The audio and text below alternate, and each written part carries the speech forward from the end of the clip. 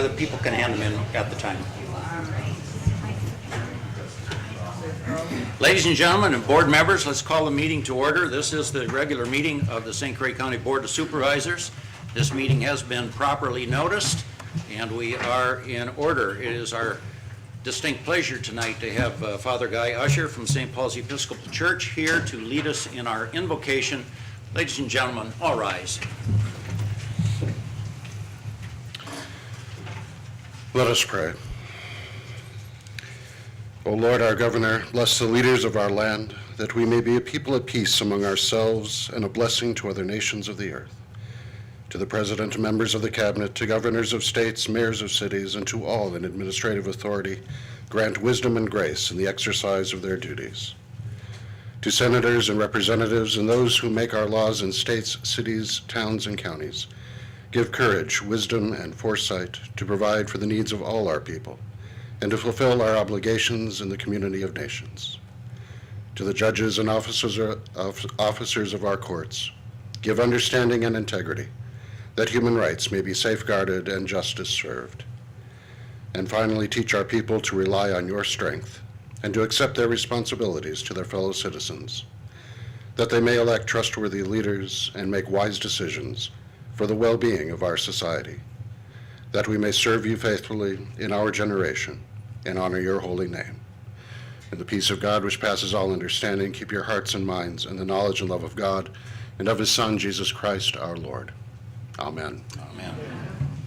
Please join me in the Pledge of Allegiance. I pledge allegiance to the flag of the United States of America and to the republic for which it stands, one nation under God, indivisible, with liberty and justice for all. You may be seated.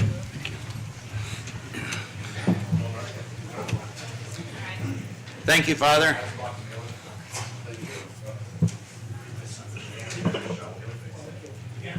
Are you ready? Board members, would you please indicate your attendance for Cindy's roll?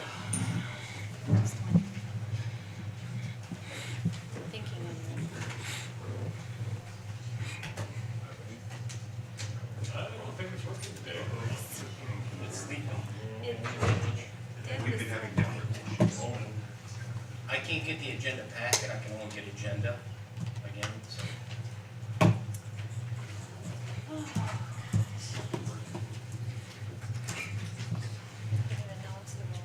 Well, in the interest of efficiency, I can see that we have 17 board members present. There are 2 that are absent and excused.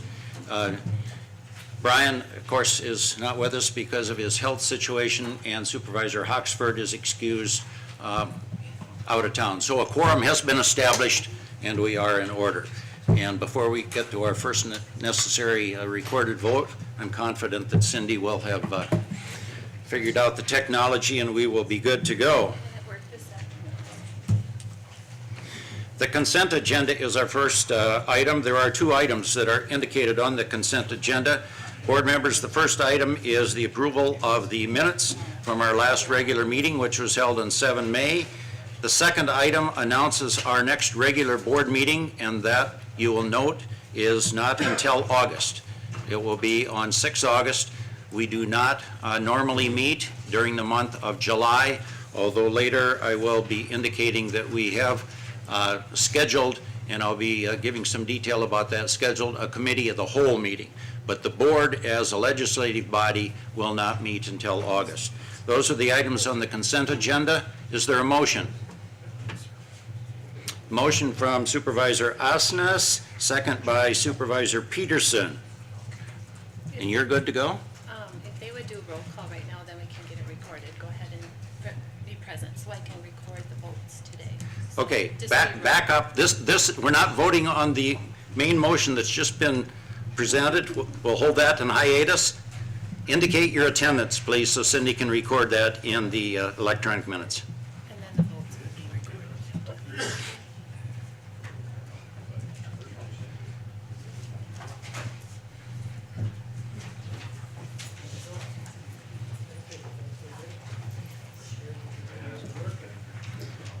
And I'm pleased to indicate that the electronic tally totals with my previous observation, so I am not in error. Thank you very much. We now have a main motion in front of us. The main motion is the adoption of the consent agenda. Wait a minute. Second by Peterson. Second by Peterson. Proceed to vote.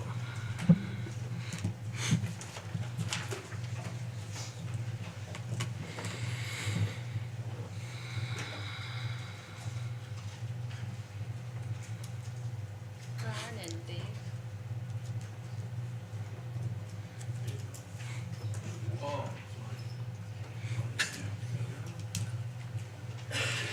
Unanimous. And the consent agenda is adopted. We're now at that section where there is available time for public comment for any item that is not on the agenda. For those of you in the audience, I stress not on the agenda. We will have an opportunity when we come to the appropriate item, and I suspect that the majority of you are here for one agenda item, and it's certainly exciting to see an audience like this. Normally we have attendance of one or two citizens, and so there must be something interesting on the agenda tonight that brings you all out, and I welcome you here. I will explain when we get to that section a procedure that we will use that I think will be efficient to give everyone an opportunity to speak that wishes to speak. And one of the items that we will do at that time, I will ask the board to consider suspending the rules of the board, which requires that a person wanting to address the board fill out a comment card and get the written authorization of the supervisor from your district. We want to make it as easy for people to speak tonight as possible. So I'm going to ask the board to consider suspending that rule. So if you filled out a comment card, simply hold it. You don't even need to turn it in at this time. I'll explain the procedure when we get to it. So if you are here to speak and wish to speak to an agenda item that is in front of us tonight, this is not the time. However, if you are here to speak to any agenda item or any non-agenda item on any topic, now would be the time when you would be invited to do that. Is there anyone here that wishes to address the board on any item that is not on our agenda? And seeing none, we will move on. I am not aware of any presentations or recognitions, Cindy or Pat, and so we will move to an appointment that we have tonight, and that is an appointment of a new facilities director, and I'll turn it to Administrator Thompson. Thank you, Mr. Chairman. Gives me pleasure to introduce Jim Ellsbury for recommendation to appointment to the position of the facilities director. We went through an interview process involving a staff team made up of the finance director, the HR director, the sheriff, myself, a retired facilities employee, Supervisor Richmond, and Supervisor Dave Peterson representing the administration committee. Went through extensive interviews, interviewed 5 or 6 candidates, 2 rose to the top. We invited those 2 back, and we conducted leadership interviews with both of the candidates. And it gives me great pleasure at this time to introduce the finalist recommendation for appointment, Jim Ellsbury. Jim has extensive knowledge in facilities management, personnel management, process improvement, budgeting, construction management, and is experienced in development of facilities master plans and a 5-year improvement plans, capital improvement plans. Jim is currently employed for about another week with Waukesha County, Wisconsin. He has served as a facility supervisor with Waukesha County since 2006. He was also employed with Craftmasters Construction as a facilities manager, was an engineer, facility engineer with Vioxx Services, and also worked sometime with Sprint PCS. So Mr. Chairman and members of the board, recommendation for appointment to the facilities director of Jim Ellsbury. I don't know if you want to say anything, Jim. I think the 1 or 2 person night would be great for me. Obviously, there's a full house tonight. So, Jim, would you use the microphone right there, the Excuse wireless me. mic? And then it's picked up, the audio is picked There you up go. on Sure. on our cable TV. so first of all, thank you very much for selecting me. I've been in Waukesha, and our motto is leading the way. And the one thing that I liked about St. Croix County was that you're coming up next. And I can see through what I've been through with Waukesha that I can help the county grow and change the way some things are done, and also get things going in the right direction here as well. So I've worked with the boards there, the personnel committees, the administration committees, and I think we're going to be just fine. The one thing that I compliment you on, and the board members, is as I was being interviewed, I was also interviewing you, talking to your constituents. And the one thing that I found overall through all of them was how well you take care of the people that live in the county. So kudos to all of you, because I was very impressed by what I heard from the people. So thank you. Thank you. Board members, are there any questions or comments that you have of the appointee? This does require board confirmation, and we'll move to that if there are no comments or questions. Seeing none, Chair would entertain a motion to confirm the appointment of our new facilities director, and that comes on a motion by Supervisor Yorg with a second from Supervisor Peterson. Are you ready? Supervisors, proceed to vote on the confirmation.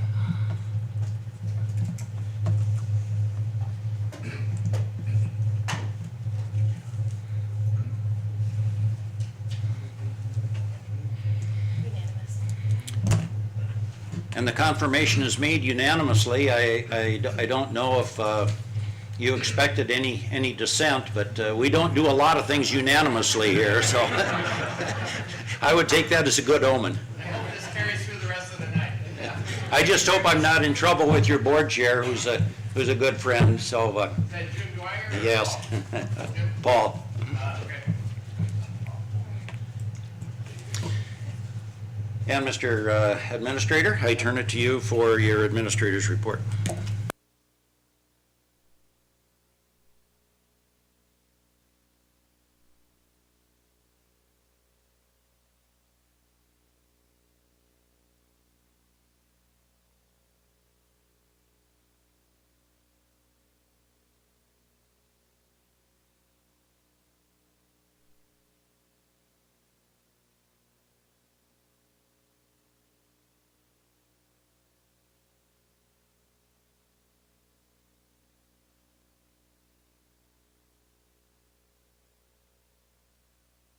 Oh, excuse me. We don't have it in the PowerPoint? No? Okay. Are there any questions regarding the expenditures or revenues? The one change is the page 10, which is the 2013 capital. It was updated, and you should have a new form in your packet. And the only change there is that it shows what the total amount budgeted is compared to year-to-date actual for capital. Yes, Supervisor Osnes? Under fairgrounds for an expenditure, we budgeted $50,000. We're $9,000 over that already for the entire year through April. Why is that? Go ahead, Tabitha. This was the first year we transitioned to some of the expenses not coming out of the UW Extension budget, that they all went to the fair. And between that, it should have been $59,000, not $50,000. There was just a line item error. So I've been working behind the scenes to find other dollars to cover that extra $9,000. $59,000 is what the fair had asked for. Okay. Okay.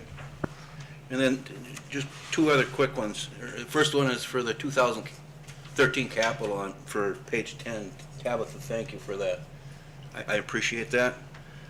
And then under capital projects bonding, we spent $216,000 so far. What was that for?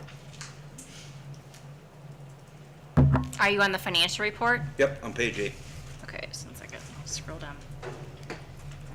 That is finishing the 2010 bond, and then we actually went back and wrapped up a 2008 bond with a little outstanding dollars on our HVAC. Don and I worked to get that cleaned up, so we finished the punch list, so that is in there, and that is finishing the 2010 bond. That does finish it. It's finished, yep. It had, the 2010 bond had to be fully expended by April 1st of 2013, so that's done. Okay, great, thank you.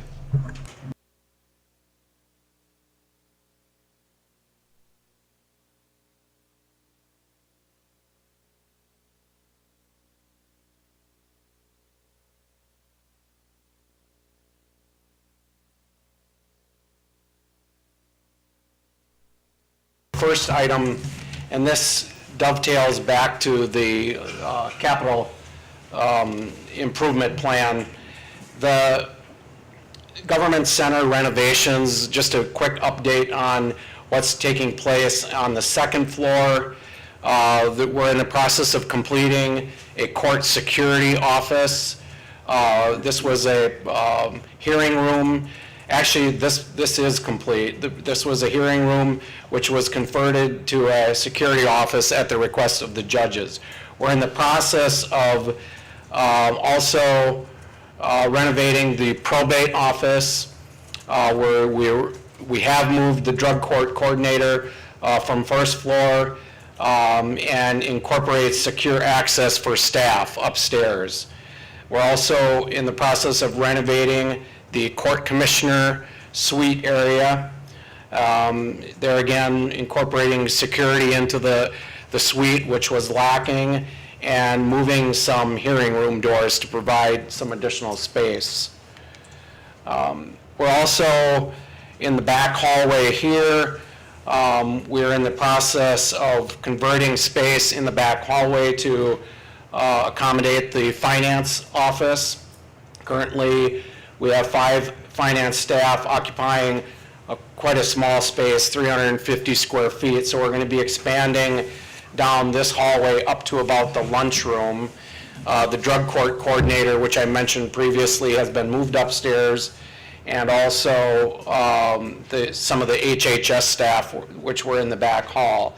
County board chair office will be eventually relocated. We're still trying to designate a cubby. I think that there will be some flex space in the new finance office area for board chair activities if needed. This will provide security in the back hallway. It will be secured and locked, providing only employee access into the back hallway. It will incorporate, let's see if I can do this. Right now, in our boardroom, as we sit, the door is right about there, correct? It will be relocated to here, and this will be a secure access point through back in here. This will be the finance area. That's the existing break room. And then the IT suite is back in through here. And these will be, both on swipe doors to get into the back there.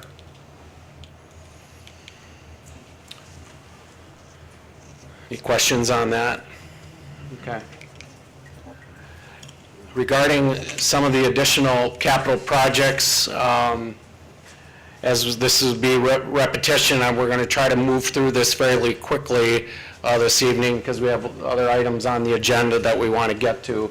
But the plan has always been to expand, relocate the EOC, expand the 911. That project is well underway, vacating Health and Human Services and deconstructing those facilities. The RFP for the 911, and Casey Swetlick is here if there are questions. Again, the architect has been hired, the work has been done. We've had RFPs out on the dispatch furniture. Those have been awarded to Zybex. The RFP for construction for the 911 center will take place in July. The work will begin in August and hopefully be completed by November. This is a conceptual design. You haven't seen this before, but this is the layout of the emergency dispatch center right here with 6 consoles with future expansion to 8. The EOC, this is where the emergency management office is right now. That will become the EOC and community room. And then equipment back in here. This is like the existing dispatch center right now. And then the supervisors, managers, break room. That's all been designed, and those documents will become the basis for the construction bids.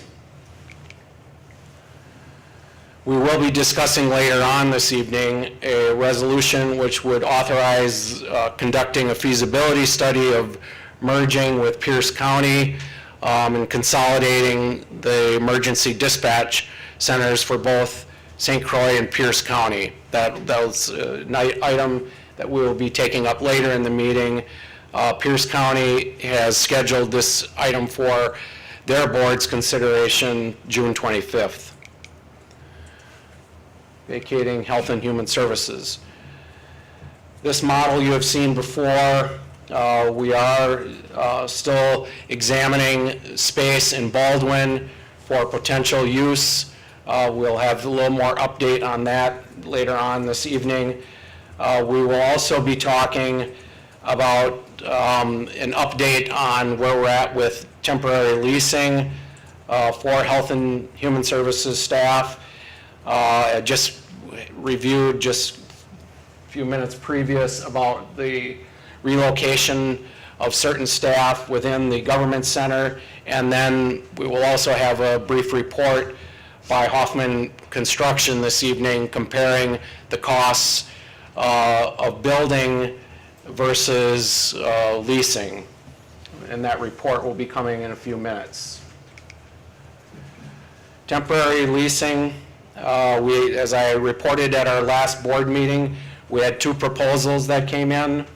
One was for new construction. It was deemed non-responsive.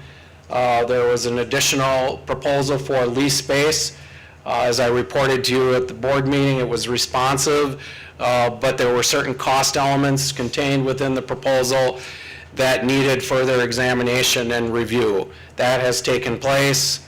I'll talk a little bit later in my report about final and best offer, which has been submitted by the proposer.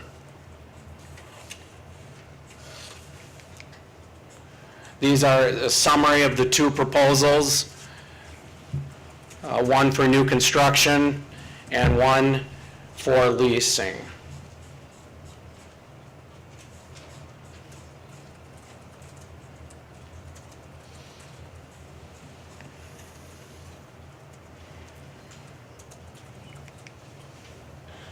The lease RFP schedule has been revised to allow for additional time for the proposer on the county market facility to go back and prepare a final and best offer, which was submitted yesterday. And I'll review that later on in my report. But the schedule was revised to allow for that. So now we're on a June 30th target date to have a decision for moving forward. County board recommendation at our last meeting was recommended to fully evaluate all alternatives, which we have spent the past few weeks doing. Evaluate all the alternatives. It was a question whether or not the RFP needed to be released or reissued. Direct solicitation of other lease space by the broker realtor. To continue negotiating leasing the former county market building with J&L Real Estate, which has been done. Begin estimating costs and timeline to build new, which has been done, and you'll hear a report from Bill Aubrey from Hoffman Architect and Construction. Build new buildings sooner on county-owned land and stay in place in the Health and Human Services building if an effective lease option can't be secured. There's concerns with staying in place, and this has been pointed out to the board, and that's why the board went on record in 2010 to vacate the Health and Human Services building. There's costs to operate and maintain that facility, estimated at $180,000 a year minimum. There's possible major system failures, air conditioning, and the generator. There's water issues in the facility. Eventually, needs to be connected to the City of New Richmond water. We're working on that. And ultimately, most importantly, safety and security of the staff in the building. The Baldwin site is one of the areas that, Mr. Aubrey will be talking about this in his report. The feds will be vacating the Baldwin facility at the end of the year. A purchase offer has been made for the northern 1.38 acres of that site. The administration committee heard at their last meeting an offer to purchase approximately 1.38 acres adjacent to the Ag Center. We're in the process of doing due diligence regarding that offer. We have ordered an appraisal of the property to determine its value. The sale of the entire site would need, if that were ever to be part of the recommendation, we would need to address location and backup of our 911 and EOC, which that site currently provides. We have 20 staff in the facility, in the Baldwin facility.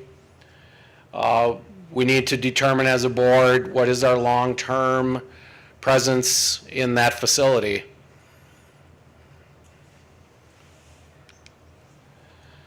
Begin estimating cost and time frame to build new. And this is a diagram of the county. It shows where we have facilities, campuses, buildings, facilities within the county, how many staff, and the mileage between the various facilities. Bill Aubrey, Hoffman Construction, we had an agreement with them to conduct the assisting with the property incentive for the eventual new nursing home.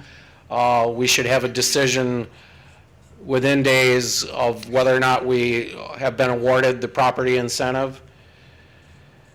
They've also been helping us with the deconstruction and decommissioning of the facilities along with the environmental assessment of the facilities. So the Hoffman Construction, Bill Aubrey was asked to assist the county in analyzing costs of new construction versus costs of lease. So at this point, I'd like to introduce Bill Aubrey from Hoffman Construction, who will walk us through his analysis of county facilities. And then I think we have to switch over.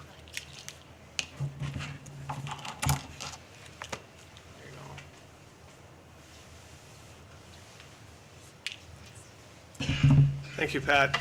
And my name is Bill Aubrey from Hoffman Planning, Design, and Construction. We do a lot of facility analysis as part of what we do for all of our clients. So what I've done is, when I was engaged to do this, I went through all the past facilities reports that the county had to evaluate the information that was contained in those reports to help us give you some recommendations as requested.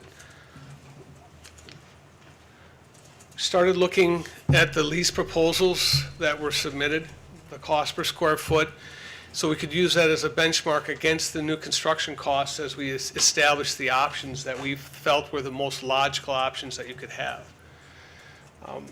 I talked about the data we used and then the sites that we looked at. This is general information on each of the sites. It was in the report that was provided to the board prior. I won't go over anything unless you want me to stop at any point in time. If a board member has a question, please do stop me and ask for clarification. You saw this map earlier when we looked at this to evaluate travel time between the facilities and sites, to kind of look that as based on population center, population growth, and use that information to determine what the cost might be associated with travel, and some of that information is also in previous reports. Looked at some of the demographics in the county, again, growth patterns, users of the facility, in evaluating where is the best location for this facility based on not necessarily today and who's using the facility and where the population is today, but where it might be in the next 5, 10, 20 years. Looking at a major expenditure of the facility, you're going to want to look at where your dollars need to be down the road. So we looked at that as a part of the. Did this forecast take into consideration? Does the forecast take into consideration the new bridge? Do you know? Because I don't know about the population growth. No, when we the study didn't. was done. We don't have any information on the new bridge and projections on how that bridge may impact growth in the county. That information was not available in the 3 weeks we've been working on this. It's something, part of at the end of all the recommendations, we do talk about before a final decision is made that if you narrow it down or make some decisions, that some additional data would probably be best to be evaluated before a final decision is made. So this is based on information that has been prepared prior. The new bridge has no impact on what we've recommended. We went through all the past reports, including the lease. The lease had around 18,500 square feet. Some of the past studies that we evaluated had as much as 48,000 square feet needed for this department. And there's a lot of variables that come into the space needs. So with a short period of time that we reviewed this information with the staff and came to a conclusion as to what might be a logical square footage amount needed for this department prior to doing a detailed space analysis. So we settled on 30,000 square feet as the high end of what the department would need. It's expected to be somewhat less than that, maybe in the neighborhood of 24,000, 25,000 square feet. But prior to validating that, we felt to be able to evaluate this properly, we should be conservative on the space needs on the high side.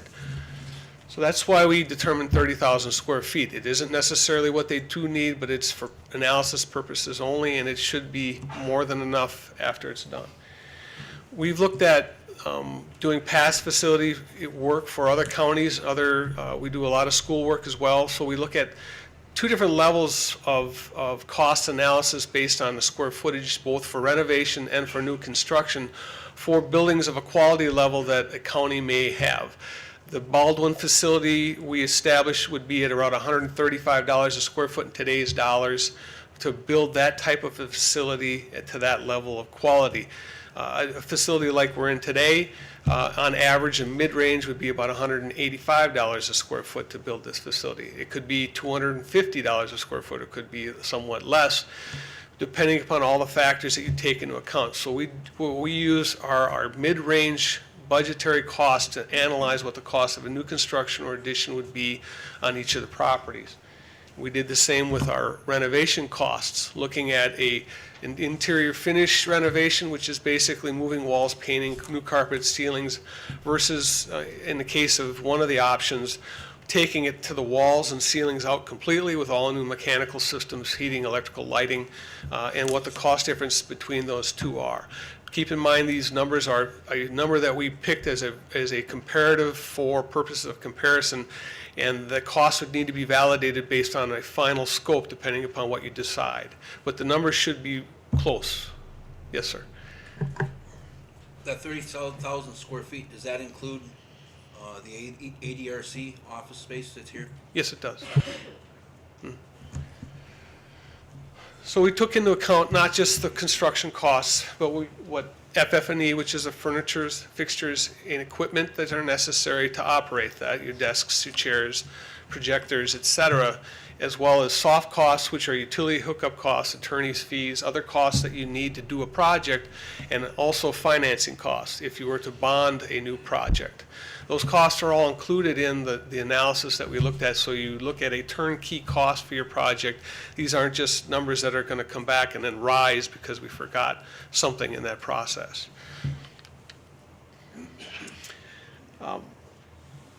There's other costs that and it's in my report, the relocation costs.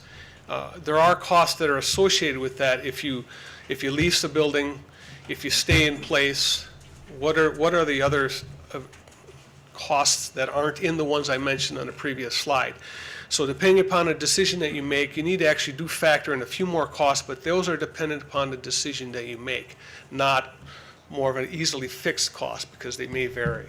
The lease option that was submitted previously, not the one that was submitted yesterday, is what we use for our report. So please keep that in mind that number may change in the analysis.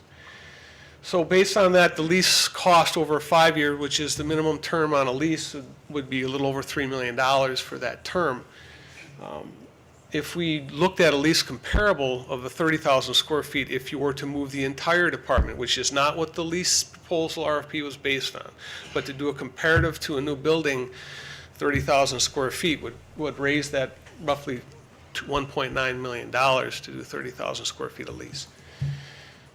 Stay-in-place option, we looked at a $180,000 a year, which is the budgeted cost for maintenance and utilities in the facility, plus what we recommend is a $50,000 per year what-if factor. Basically, the facility, based on its condition and its age, and we expect that you're going to see some unforeseen costs. The couple of big ones might be the generator or the chiller, which is the mechanical system, may fail. And so we recommend a $50,000 a year added to your budget if you were to stay in place for the same period of time.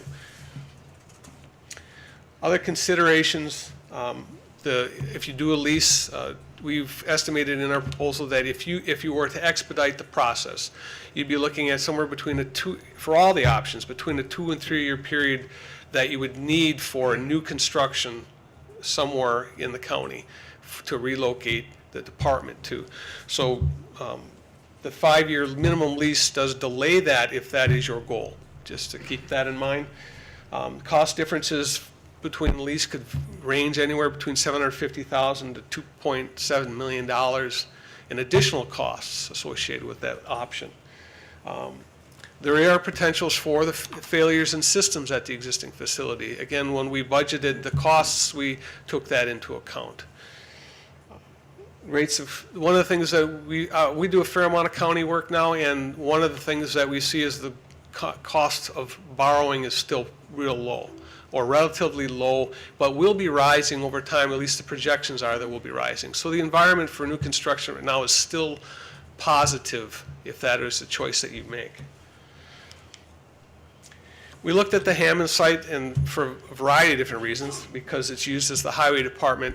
They're really, unless you are going to find other places for the stockpiles or other materials or the buildings, it's really not a viable site. The dust, the heavy equipment traffic are both additional negatives to that site. So we quickly discounted this as a real option to this proposal. We also looked at the Baldwin site, and even though that site could be used for the department, and I believe that there is enough space on that site to expand it to accommodate the entire department. The other issues associated with that site was that it's really not centered where the population is in this county. It will create more travel time for possibly the employees, but definitely for residents. So we looked at this as, even though it's a possible site, we really didn't look at it as a contender in the end based on New Richmond and Huntsman's advantages. So unless somebody has any questions, we looked at this property as more of a candidate as a possible sale to recoup costs for the overall project that you choose. We looked at the New Richmond site. Again, as Pat said, we were involved in helping with the property incentive application, and so we had looked at and did some preliminary planning for a new nursing home on this property. And so we looked at that, and considering that, we factor that into some of our recommendations or possible recommendations related to this. This property, if you're going to put a new building on this property, an addition doesn't make sense because of timing, scheduling, especially with the deconstruction. An addition to the nursing home doesn't make any sense, so we would recommend at this site only a freestanding facility. And if it was a freestanding facility, we would recommend it go where we propose the new nursing home at this site. So depending upon how you go on, the nursing home will affect a lot of what we recommend. So we have some costs associated with that, and you're running around $5.6 to $6 million for a new facility on that. We looked at the possibility, if you were to build a new nursing home and then renovate the existing nursing home into the offices, and that lowered the cost to $3.9 to $4.3 million. But that slows the process down because you'd have to build a new nursing home, renovate the nursing home, move the staff, then do the deconstruction.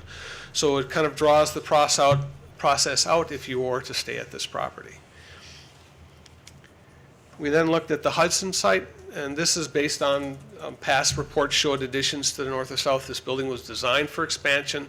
It was designed for renovation, expansion of the courts. There was a lot of pre-planning and thought put into this facility. The options that we looked at here, there was basically three. We looked at several variables for all of these properties and discarded the ones that aren't shown here because they weren't logical, they didn't make sense, or they cost more than these options. The first, again, was a freestanding facility on this property. Again, we probably wouldn't recommend that if you were to stay at this property. The second was an addition to the north or south, and right now I think from everything that we investigated would probably be to the north. That saves you about $300,000 because the current facility was designed for expansion in mind. The heating and cooling plants were designed to be able to hold the capacity of up to about 50,000 square feet of expansion. So there's more than enough capacity in the plants here to save you about $300,000, and that's why you'll see that drop in the cost of an addition versus the freestanding building. There would be some possible additional savings because we probably would be able to save one whole facade, but I did not factor that into these costs at this time. Then the last one was an option that would allow you to accommodate and take care of your court issues as well by expanding into some space within this facility and relocating some of the departments into a larger addition to the property. And that's how you see right now is the 9.8 to 10.9 million. Just so you know, the ranges on these budgets are a plus or minus of 5% from a midline. So if you're wondering why some of those ranges grow, it's because it's a plus or minus 5%. At this point in time, we generally recommend a range for budgets because there's so many factors that are unknown. So if you're wondering why that became a $1 million range, it's purely because it's a 5% ranging. So we budgeted to, if you took the square footage times the numbers we had earlier, you'll find that will lie right in the middle of those two numbers. Then we looked at the benefits and detriments and some things we considered somewhat neutral for each property. We looked at the benefits of New Richmond. It's a known location. Residents know that facility. They know its location. Staff have, for the most part, for at this point in time, it seems the majority of staff are closer to New Richmond because of actually proximity to the workplace. Problems for the site are interaction between departments, the duration for people to come to court, interacting with other county staff, inefficiencies, technology and communications, being in that site versus in Hudson. Neutral, we talked about the residents and staff. We think with the demographics of the way the county's changing and the growth patterns that it's a fairly neutral, and you'll see it's also neutral in Hudson, is we think that they're close enough together, but with the growth, it may switch that Hudson makes more sense because of the population increase in this area. Benefits for Hudson, again, we talked about that, reduced time for staff interaction, budget savings, because you'll not only reduce the amount of time you don't have to drive to interact. Technologies, apparently it's a bit of a technology issue. There's some delays, interruptions in phone that are occurring. What those are, in the report we had, we put some definitions on that, but they're not factored in on a specific dollar amount we have for this. Those are what we call soft factors to be able to evaluate, and there is a cost associated with it, but it's not easy to define. You'd have to do a great deal more investigation, and we don't think those numbers would change even if you did. You got good access to 94, which is the main circulation in the county. You would provide, for the most part, a one-stop shop for county services. Then you have a known location for all your services. So there's a lot of benefits related to that, related to service delivery. The biggest problem that we saw looking at this site is the traffic at Carmichael and Vine, which my understanding is there are plans that eventually that would be fixed, but at this point in time it is kind of a restriction and maybe a frustration for residents accessing the site. So based on those, we do currently, based on basically mostly dollars and some of the demographic and efficiency issues, recommend that if you are going to build a new facility, that it be located in Hudson. The one factor that we qualified on our second comment on recommendations is if you were to build a new nursing home, you have a building in New Richmond, which is the existing nursing home, which it has a good performance on mechanical, which is the energy efficiency of that facility. The facility is structurally sound. It's a quality building. That facility would then either be sold or the potential for renovation exists, and therefore there's a couple $1 million in potential savings renovating that building over building a brand new building. So if you do building a new nursing home, we would recommend that you look at a great deal more in information. It might even take into account the bridge factors into those as well before you make a final decision. We recommend, again, for purposes of understanding and accessing the department, that if you make a decision, that you make a decision that allows you, the department, to move once and end in its entirety. Having the department scattered lowers efficiency, lowers the ability or understanding for county residents to access those services. And if you turn around and move it again in 3 or 5 years, again, you're going to create that confusion again. So if you can, it's a recommendation. It isn't necessarily the strongest one, that if you can move the department once, you can save that, but you're also going to save the cost of the move. Damage to furniture, lost files, all the other issues that go with moving twice.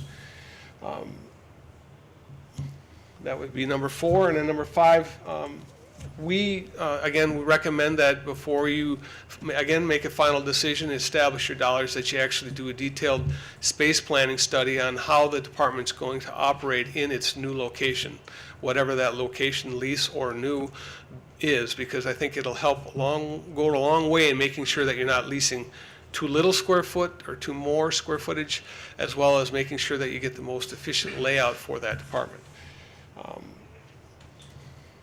And that, for the most part, is my report. Questions? Yes. Bill, I noticed in recommendation number 4 there, keeping everyone there, you had a slide earlier where you addressed equipment failure and a possible structural envelope failure.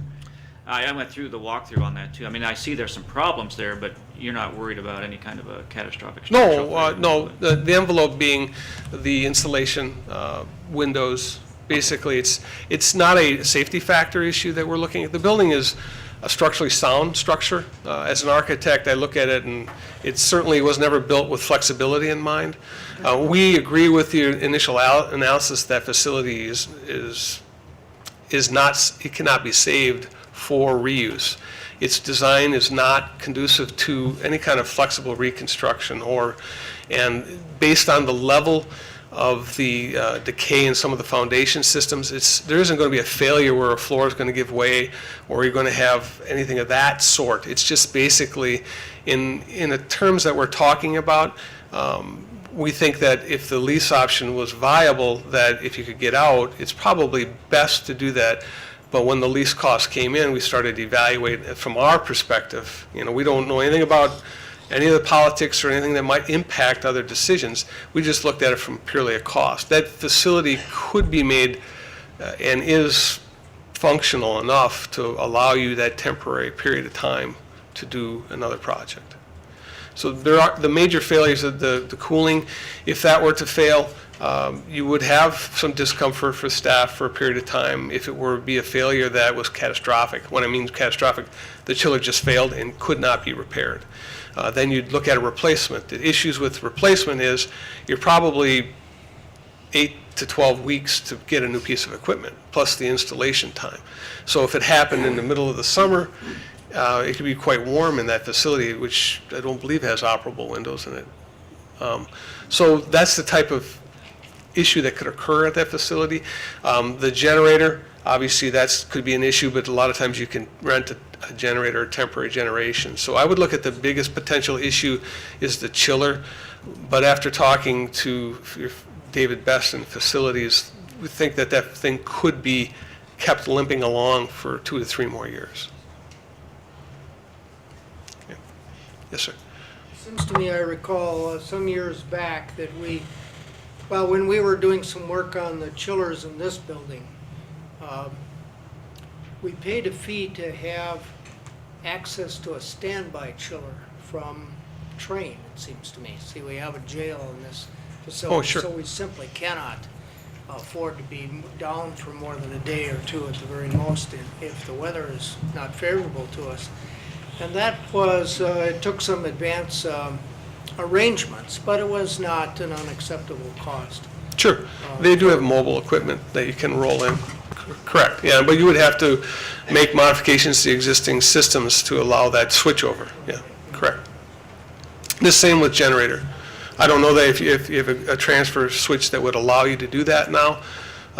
So if that is a great concern, I think I would want to evaluate it with your new facilities director and the existing facilities staff to see how much of an imminent issue they consider that to be. At this point in time, I had the impression after having the discussion that it wasn't something that they expected to fail in the short term.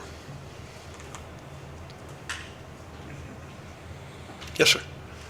In the pros and cons, was school districts at all looked at, or would that be looked at as additional study from the standpoint of clients gravitating towards services along with staff gravitating towards services, Hudson having built relatively new schools and Hudson being at or max capacity, and the ability to expand their school system to accommodate the additional growth may be a factor? Possibly. They would have to expand. You know, we've done other analysis and I guess adding the bridge, adding other districts that might impact the actual growth of the county. To that, the duration it'd take to study that would be much greater than the 3 weeks that we worked on it. But you could add as many factors. Again, I think in the report I indicated the factors that we used, and that anything beyond that was not looked at. So, but we could. I don't know if you're aware that we're currently working with the school district and have done some school district facilities for Hudson previously.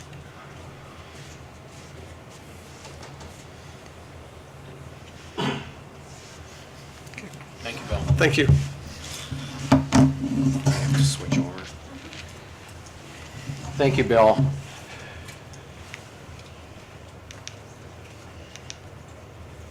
So where does this leave us? As I reported earlier, we had asked from J&L Real Estate for a final and best offer. Based on their first proposal to lease the county market facility, it was a responsive proposal. It was very well done. The costs of the build-out in our estimation were something that we wanted to go back and talk to them about, which we have. And we asked them to sharpen their pencil and submit another proposal based on the cost of the build-out, which they have done.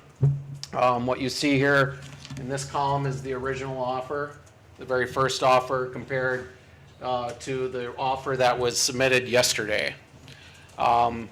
This has caused this has caused me to pause because it is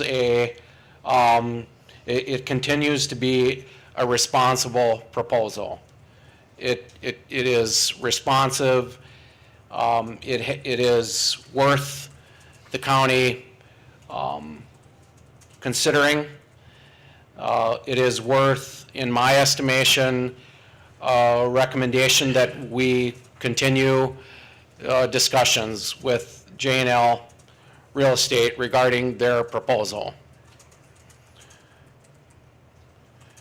Can costs be negotiated further? Well, it was deemed as a final and best offer, but we will sit down with them and talk about this proposal and continue our evaluation of it before a final decision is made.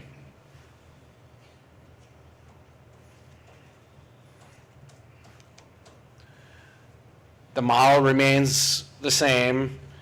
We will continue to evaluate the Baldwin site based on information which we have received from Mr. Aubrey, based on the fact that we have an offer to purchase 1.38 acres, based on the fact that the federal government is vacating the facility by the end of the year, and the fact that we will only have remaining 20 staff people in the ag building. Where does that facility fit within the long-range plan for our inventory and space needs? We will continue negotiating with J&L Real Estate regarding lease space for the Health and Human Services. We will continue our efforts to reallocate space within this facility and begin planning eventually for a new addition of some sort, of some magnitude on the government center property. Long range, long term. Questions? Yeah. With the feds moving out at the end of the year, then with that additional space, I think you were talking 40 to 50 employees would be able to be relocated at Baldwin now. How many additional would be able to be relocated there without the feds? There would be some additional space. Not enough space to accommodate the entire Department of Health and Human Services. So we would still be looking at dividing that department if we were to try to accommodate Health and Human Services in the Baldwin facility. In my estimation, it makes sense to follow the advice or the recommendation of the administration committee is to have an evaluation and appraisal done of that property.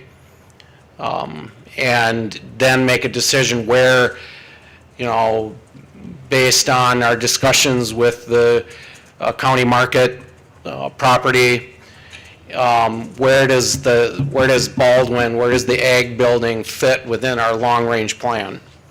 And does it meet our facility needs long-term? Right now, it's, you know, like I said, it will have 20 employees in the department or in the building, and those are community development employees, with most of the community development department being in this facility. But a lot of moving parts. This is just an update. No decisions need to be made this evening. This is just an update of where things stand today. Yes, Travis? What would it take to, I guess following what was put ahead of us, it looks like the better option if we decide to build something would not be to lease, just to leave the people where they're at and then build. What would it take to pursue that? Financially, You're correct. I mean, bottom line, if you look at the bottom line, you know, even with this new proposal, which is competitive, we need to look at the cost of long-term lease, 5-year lease versus the cost of construction. We will continue to look at that and to continue to look at whether or not it makes sense to stay in place, you know, stay in the Health and Human Services facility. I mean, we've heard the report from the architect this evening that there are issues with the facility.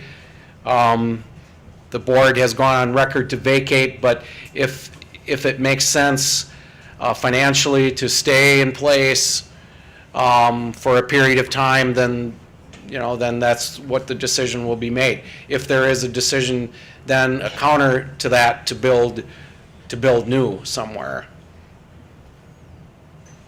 And if the, you know, then we have the decision on the nursing home, and then that has the impact on the former nursing home. Supervisor Horn? Since you've looked at obviously the best offer to lease the county market building, have you discussed just outright purchasing it?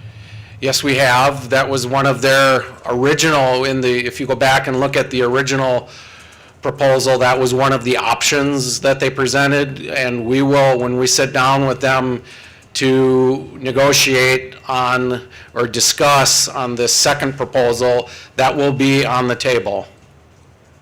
That will be part of the discussion, possibly some sort of lease purchase or purchase outright. We also have to look at the cost of the build out. You know, is that a competitive cost, and is that something that the county wants to take on our own and trying to reduce the cost that they have in there for build out? Yes. Just looking for a clarification. You mentioned about if we built the nursing home and the old nursing home building then would be renovated, possibly renovated for the HHR staff? Yes, correct. So that would fit that 30,000 square feet? Yes, more than enough. More than enough. Okay, that's all I have, Mr. Chairman and members of the board. Probably raised more questions than provided answers this evening, but we're doing our due diligence. We're doing our homework, and a good decision will be made. Yes, sir. Can we expect something to come up in August? Because our next when this will be something that we'll actually be making a decision on in August is what I would be expecting then, right? Well, it depends what the recommendation is, yes. We are going to have a committee of the whole meeting in July, and depending on that agenda, we may have, you know, we may put this on the agenda for an update. Thank you. Thank you. Thank you, Pat. As you can see, space needs are at a premium, and there was one sort of little dangling participle in a previous report, and that was the fact that the board office is being factored into some new construction. I think I can indicate that a decision has been made on a relocation of that office, and I think in all likelihood it will be where it's been for the past several months as a matter of efficiency, and that's in the lower level of a residential property on Helen Street North, where the board chair normally conducts business on his personal laptop. I think space for me to hang around for a couple of hours a month is too valuable to use for staff. So we're currently, frankly, not anticipating having a board office. The next agenda item is the annual report. We're not going to go through that. It is in your board packet. I spent some time going through that at great length earlier today, and I complimented Fred. I think this is a well done, very detailed, excellent report. I not only commend Fred Johnson, but I commend the HHS committee. This is one of the better annual reports I think we've seen. So I commend it to you. Save it, make sure you go through it. Any questions you can get to Fred, but I certainly recommend that. I think at this point we're about ready to move into what is probably going to be a bit lengthy, I anticipate, So I think it would be appropriate at this time to take a very brief break. Those that need a restroom break or need some water, either the audience or the board members, we will take a very brief break of 5 minutes. We'll stand informal for 5 minutes, and then we'll get right into our main business.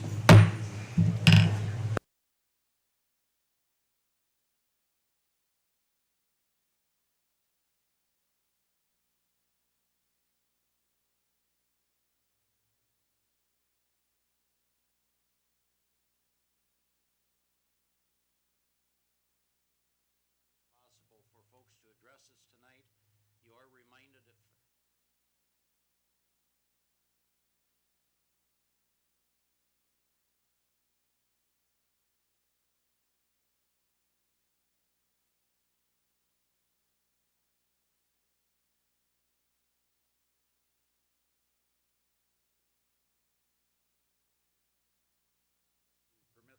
as much ease as possible. I would indicate that if a motion is presented and voted on by this board, it does require a 2/3 vote, but I believe it's an appropriate action for us to take, and Chair would entertain a motion. Motion from Supervisor Horn, second from Supervisor Brinkman. What are the rest of the rules going to be? 3 minutes per speaker, or?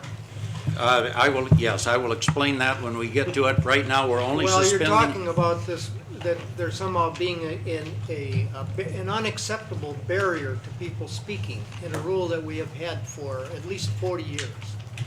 And I'm not getting the picture. Which, of course, doesn't mean you can't pass this over my objection. But this is not the first time we have dealt with controversial subjects, Mr. Chairman. It has nothing to do with it, Supervisor. We're simply trying to make it as easy as possible for those that are in attendance to speak tonight, and if you object, obviously you can vote no. So this is simply a suspension of the rules requiring that they get that authorization.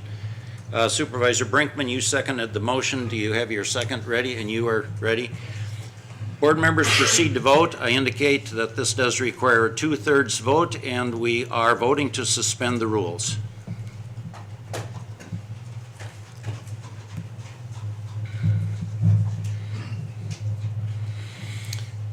And the rules are suspended. That would be 2/3.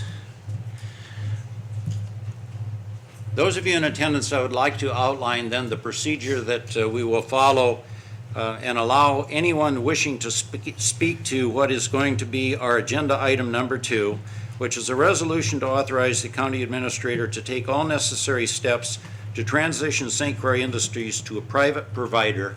I think this is obviously why the majority of you are here tonight. And we want to make it as easy as possible for you to speak. So here's the procedure that we will follow. You have filled out a comment card, and all we need on it is your name and address. And I would ask those of you that are going to speak, as you're looking forward, if you would think of audience right, would you please come to the podium that way? Once you've spoken, go audience left, and we will do a circle this way. I'm not going to announce who you are in the interest of efficiency and speed. So as you come forward, simply indicate who you are and where you're from, not street address, just I am so-and-so from the village of Wilson. Give your card to the clerk, which is only for the record that you have spoken. I would suggest, and someone needs to be first, so whoever wants to be first, I suggest you get on your feet right now and start coming forward while I explain this procedure. Simply watch the line over here by Fred. I don't think everybody needs to stand in line. That would be uncomfortable. So when the line is 1 or 2 people, work your way forward and get ready to speak. As one person speaks and exits, the next one will come forward. Fred, if you kind of be the traffic director over there, we'll make this as easy and comfortable for people as possible. Everyone that wishes to address the board, we would ask your consideration to limit your comments to no more than 3 minutes. I am going to time you. We're going to be kind of soft on that. If you're still speaking at 3 minutes, I'm going to lightly tap the gavel simply to indicate that your 3 minutes have expired. You, at your own risk, are going to go beyond that. And when I say own risk, because you may start to compromise your own point if you keep on going. But I'm not going to cut anybody off, although we would ask your consideration to limit yourself to 3 minutes. I would also indicate that please have respect and decorum for everyone that speaks. We would just ask for no clapping, no conversation, just be respectful of the people that are speaking. This is a difficult and emotional subject, and thank you all for your attendance. And with that, I'm going to start with our very first speaker. And Fred, you watch the traffic. You guys watch the line. Be ready to come forward. There you go. Hello, my name is Tony Geving. I've been working at St. Croix Industries for 12 years. I was born blind, and I have a cognitive disability, and then little bit short-term memory and everything. And I have anxiety issues, and if the St. Croix Industries gets taken away from me, I have all these people out there that know me well, and people that I've been spending my 12 years with, and they can't, and something's got to be done because I want to keep them, and I want to keep my job, and I want to keep the facility where I'm at, because all these people have been teaching me all of these things throughout the years, and they're my best friends, and if you were to change something now, I have high anxiety issues, and I don't do well with the kind of changes, so if you please keep St. Croix Industries and the staff, I really appreciate it. For my benefit, I feel like I excelled a lot.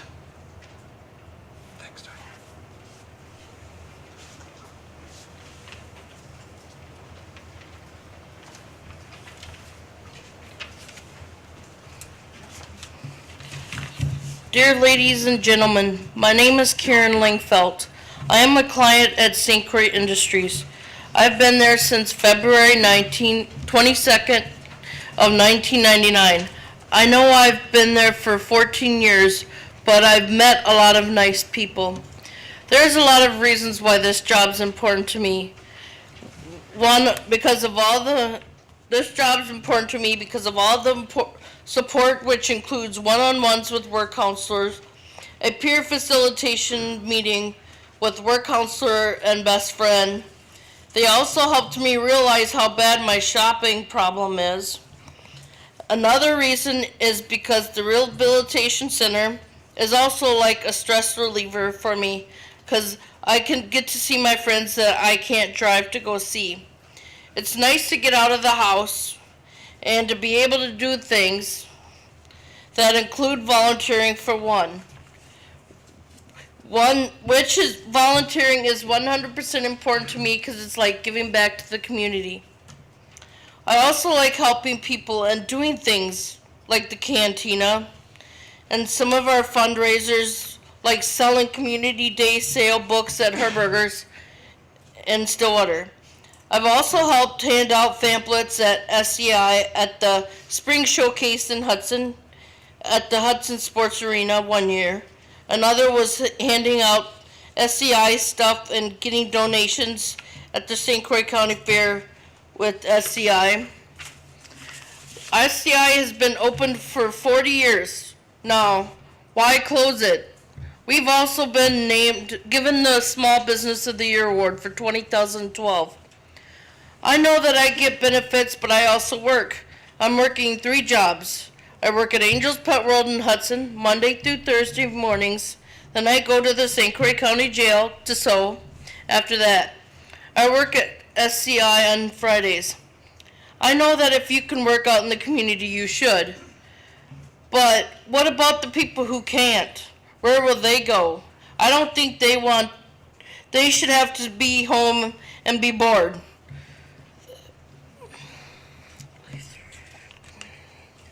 And why should we have to leave our community to go somewhere else? I was always told it's not always good to sit and watch TV all day, even if you wish you could. I think life is better when people are working. I know you guys want to give up transportation, but that's one thing I still need. I need transportation because I can't drive anywhere out of Richmond except my parents' house. I know the economy may be bad, but why should everything go far away? If anything should happen, I think we should go by the Robin Hood saying, take from the rich and give to the poor. You want to take away our work, and this country doesn't even have enough affordable housing. for people who are low income and or have disabilities. Why take away our work? I think instead of taking away, you should be adding to our building, like more places to eat, to have a few extra rooms for where people who have problems can work by themselves without interruptions. I have a friend from my PSI group who would love to work here, but she doesn't like being around a lot of people. And I'm sure I'm not the only one who doesn't like group things sometimes. Working by themselves creates a better atmosphere for people. Thank you.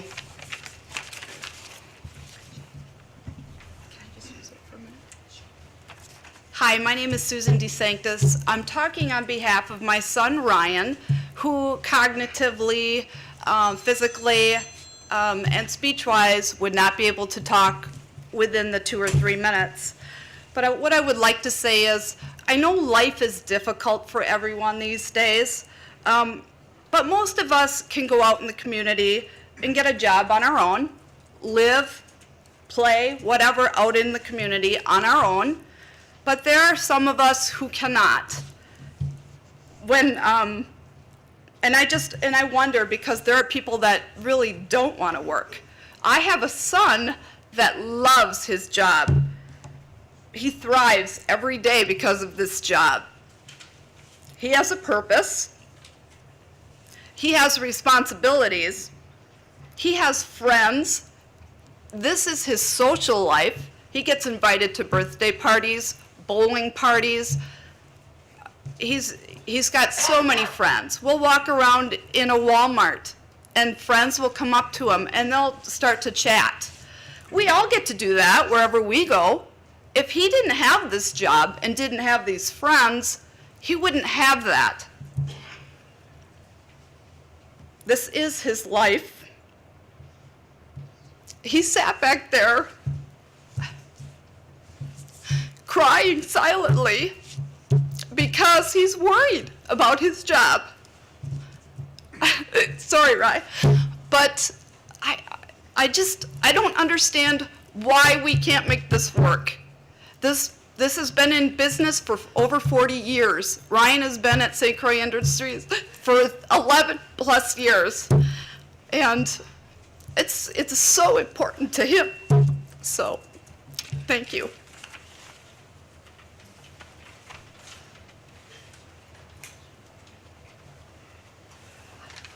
My name's Amanda Lenz. I've been working at St. Croix Industries for 4 years. I don't want to have it taken away from me. I don't want it to have it take it for no one. Okay? I like the staff there. I like Rui, Vicky, Bonnie, and Clark. And also I like Kareem.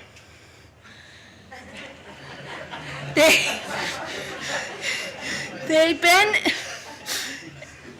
been with me for a decade, okay? When I'm working there, I say good morning to the staff. I say good morning to Kareem, who's sitting right there. And also I say good morning to everybody. Thank you.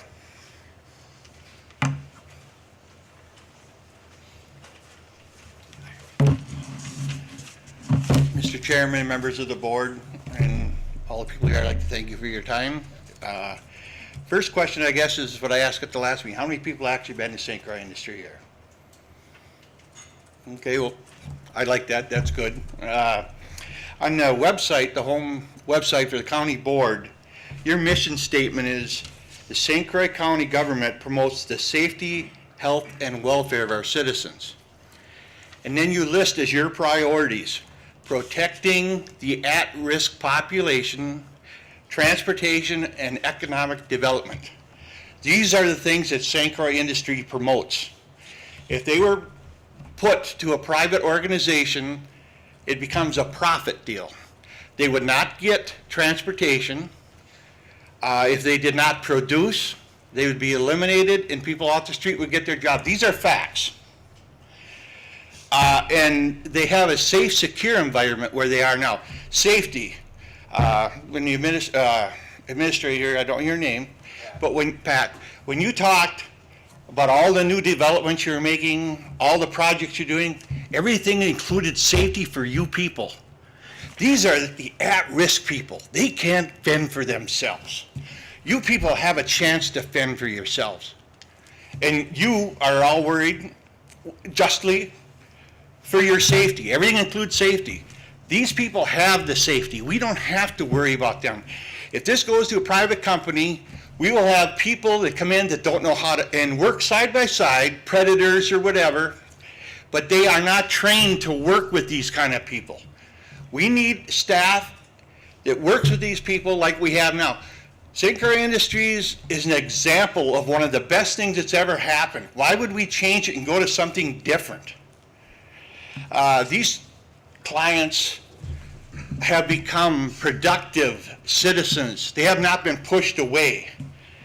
I told my daughter one day, I says, take a day of vacation from work, let's go fishing. She says, Dad, I can't. I says, why not? He said, they need me. I says, well, they can get along without you. And she says, no, we have an order, we have to get out tomorrow. How many people would think that? I mean, that's the way these people think. That's their job, it's their life.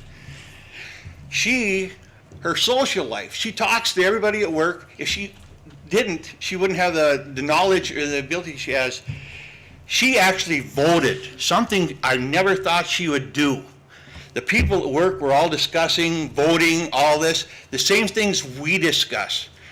These people, like us, have the right to the best possible life available to them. And St. Croix Industry gives that to them. A private organization will not do that. Try to get down here. I'm just a few points I want to. Okay, we have some of the best school systems in St. Croix County that help all these people with disabilities, and they progress and progress and progress. And without this, it's all going to stop. These people progress. My daughter's only been there 4 years. I've known the clients for 4 years. I cannot believe how they've grown. Years ago, these people would be pushed aside. Now they're becoming productive citizens. And when it comes to the money issue, there's a snowball effect here. If they don't work, the money's going to come from someplace. It's going to come down the line. And I just hope that we can keep this the way it is. It's the model industry for them. It's the best in the state. It's the best anywhere. We should keep it. Thank you for your time.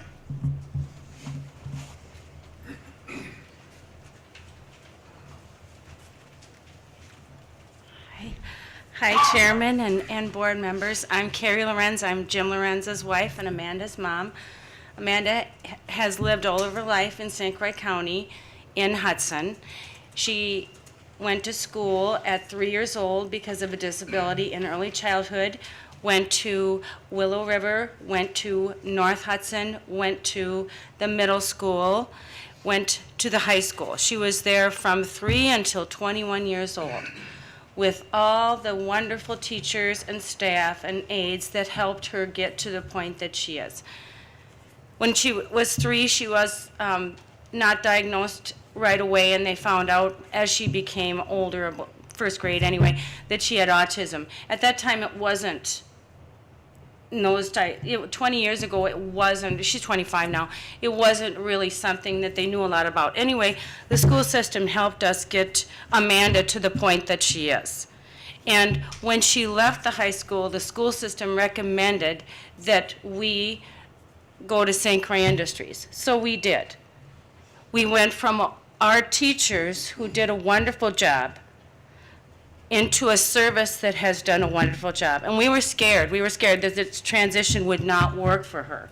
We didn't know what to do exactly at that point, but we knew that this was something that was very important and had been there for a long time.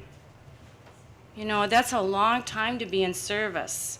30 years, 40 years, that's a long time for, you know, a very special service like this. And we knew that our teachers wouldn't have recommended this or wouldn't have encouraged this so much for Amanda and many of the other students if they didn't feel it was important. Now, and Amanda has learned from the school system to the work system what it is like to be a working individual too in the jobs that she does. She not only does that, but she goes out into the community. She does Meals on Wheels. She does some cleaning for a service in Osceola. They bring them out in different areas. They will get them out in the community. They also take groups that go when New Richmond or certain counties are having their festivals. They take them there. They help them set up. They help set up the festivals and that, and I think that's a wonderful thing, to see them in the community. Not they're in the work doing their jobs and they love their jobs, but they're in the community, which the school system has always wanted them to be anyway. And that's what was taught, and that's what they've gone on and learned even more. And I believe that St. Croix County is a very strong county, and I believe that this is such an important thing that you should not let this go. Because if you do, then where will not our group is here and things may change, but where will all the other children go? We have Bridge in Hudson, we've got ProAct in Hudson, but that's in Hudson. And Bridge is an excellent program. Amanda belongs to Bridge also, and I think ProAct is too. But where will everybody go? And what will they do? And will they ever have what they've learned at St. Croix Industries, how to be so productive in that, in life and in their workplace? And that's all. Thank you very much.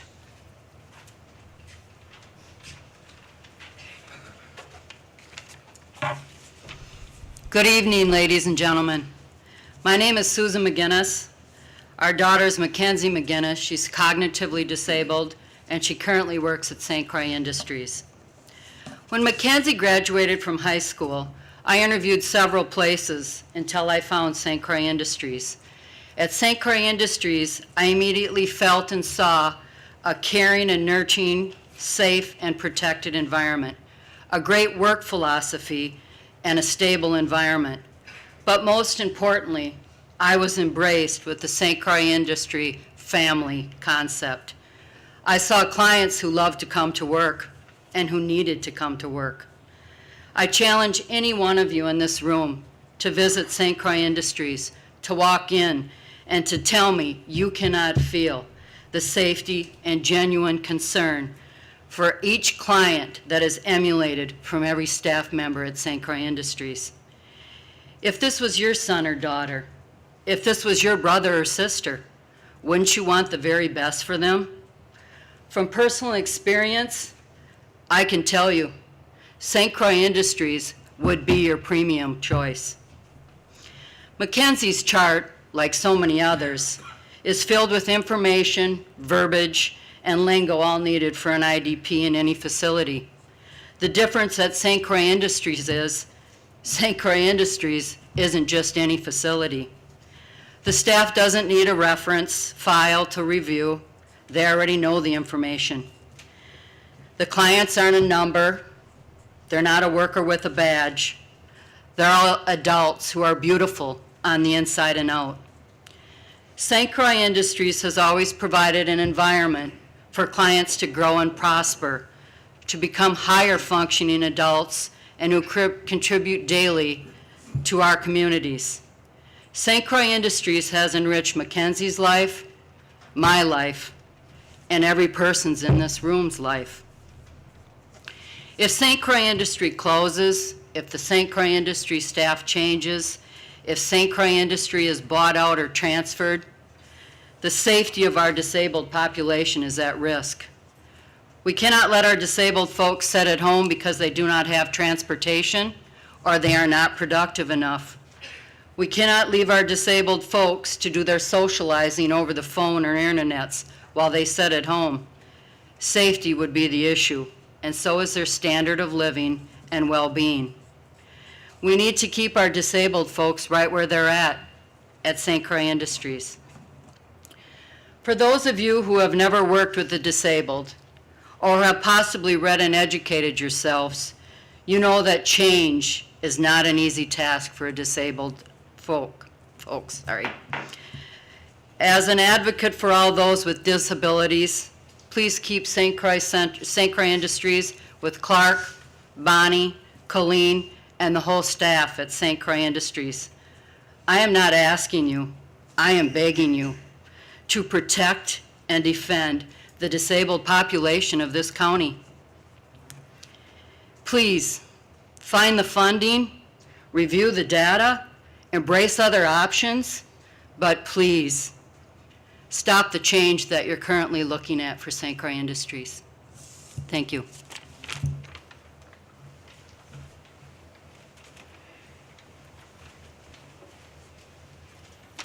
Good evening. I'm Hazel Kane Johnson. I live in Somerset Village, or the village of Somerset. I just moved there.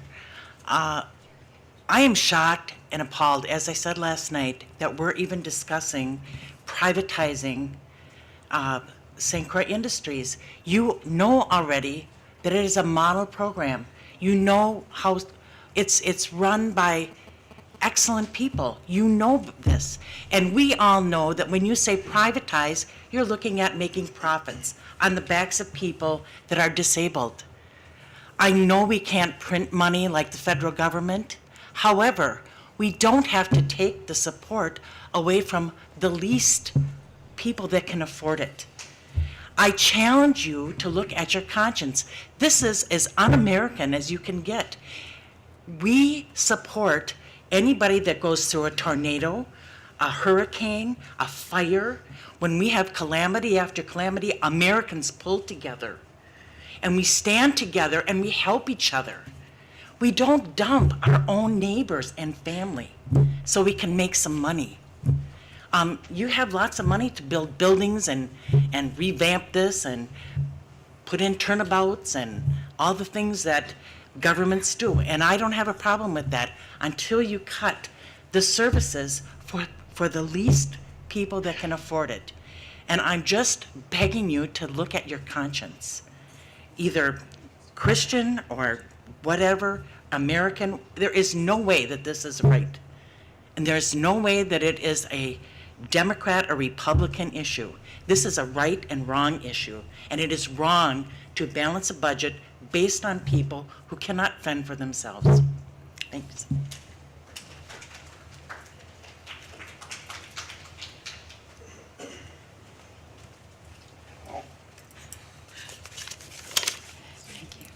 Hi, my name is Chris Ainsworth, and this is our son Daniel. He wanted to stand up here. He will not be speaking tonight.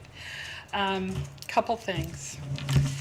We as parents were pretty alarmed when we heard about the vote, and so we did a grassroots sign-in and have petitions that are signed by over 1,700 people, which I think is pretty successful in 3 weeks. And I would love to leave these with you, but I should probably leave you a copy. Is that correct, or do you need the original? Do you want? Corporate counsel says it doesn't matter. So can I copy them and bring them up tomorrow morning? Would that be okay? Because these are the original. Thank you. What we're actually asking for you guys is some time. This is happening really fast for us, and I'm not well educated in this, and in order for me to get educated, I need more time. I have made appointments at 4 other workshops to go see them, see what's working, see what's not working. I understand finances, I get it.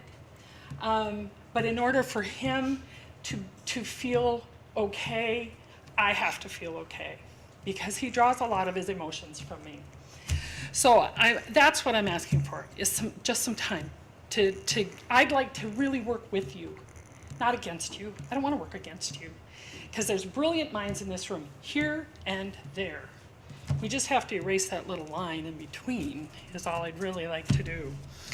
I do have to apologize. I will be, after you look at item number 2 under old and new business, Daniel and I will be getting up and exiting because he's already late for bed. I have to catch him up on the other end. So, thank you very much. Thank you.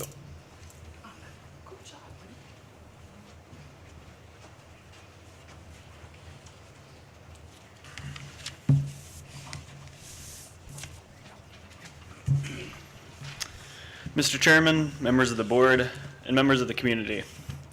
My name is Richard Minke. I am a resident here in the city of Hudson.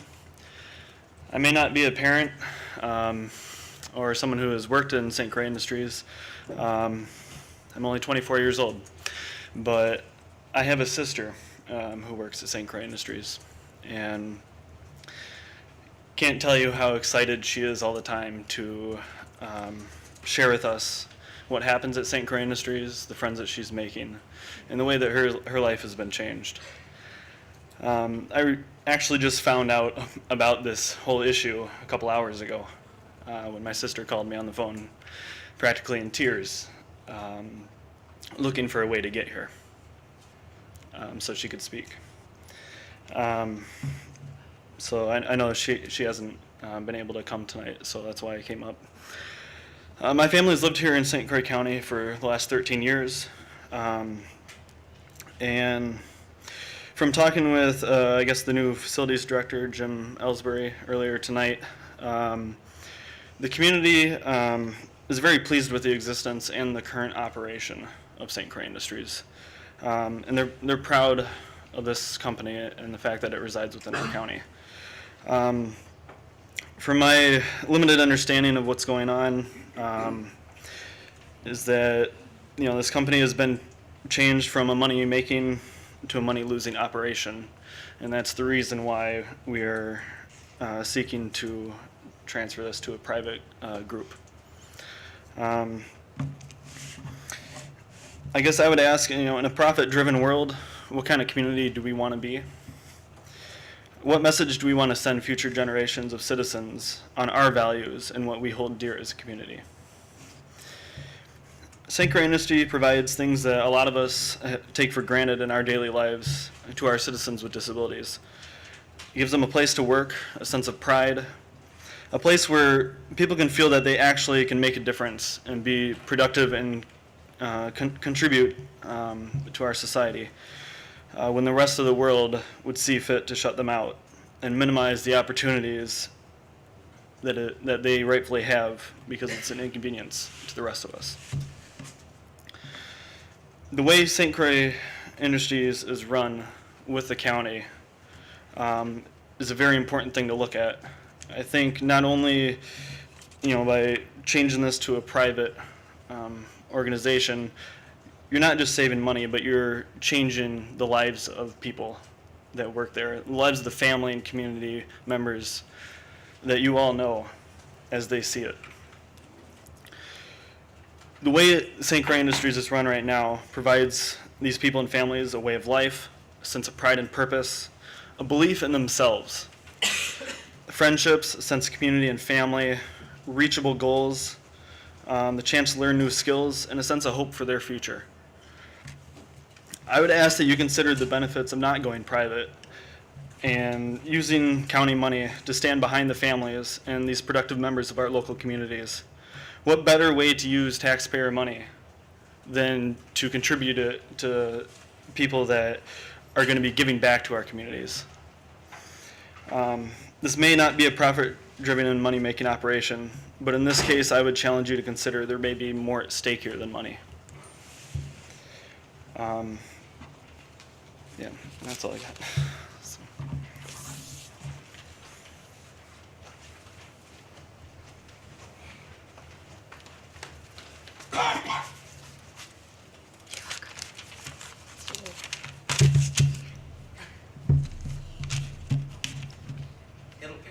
Okay.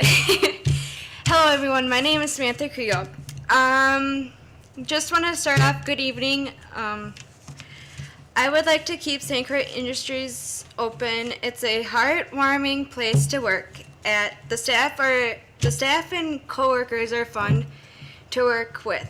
I started working there about 2 years. I was shy at first when I first started. Until I met the wonderful staff. I'm not going to name them off because they're all on here. I also work out in the workshop. And one day a week at St. Croix Industries, I made a lot of people, met a lot of new faces, a lot of different faces, even kind of brought my best friend kind of into it. I don't know. It's a heartwarm to me because it's like family. You go home one day and it's like, you go to work and it's like, oh, second family. Yay! For me. Anyways, I told parents, my mom and dad, my sisters, everybody, my whole family, even my little nephew that was just premature born. I told my family I wouldn't bring him into it, but I told him every day he brightens my day and puts smiles on my face. The staff puts smiles on my face every day I see him. I would be sad if St. Croix Industries would close because I would not keep in touch with all my friends there and I wouldn't see them that much that I normally do now. Because they're like my family and my sisters and my siblings and everyone else. Sonia and Vicky, Bonnie, Jamie, and all those guys are really great, wonderful staff members to work with. I would just hate to see if St. Croix Industries would be closed because I would be devastated because I have a disability. Also, that was mostly it. Thank you.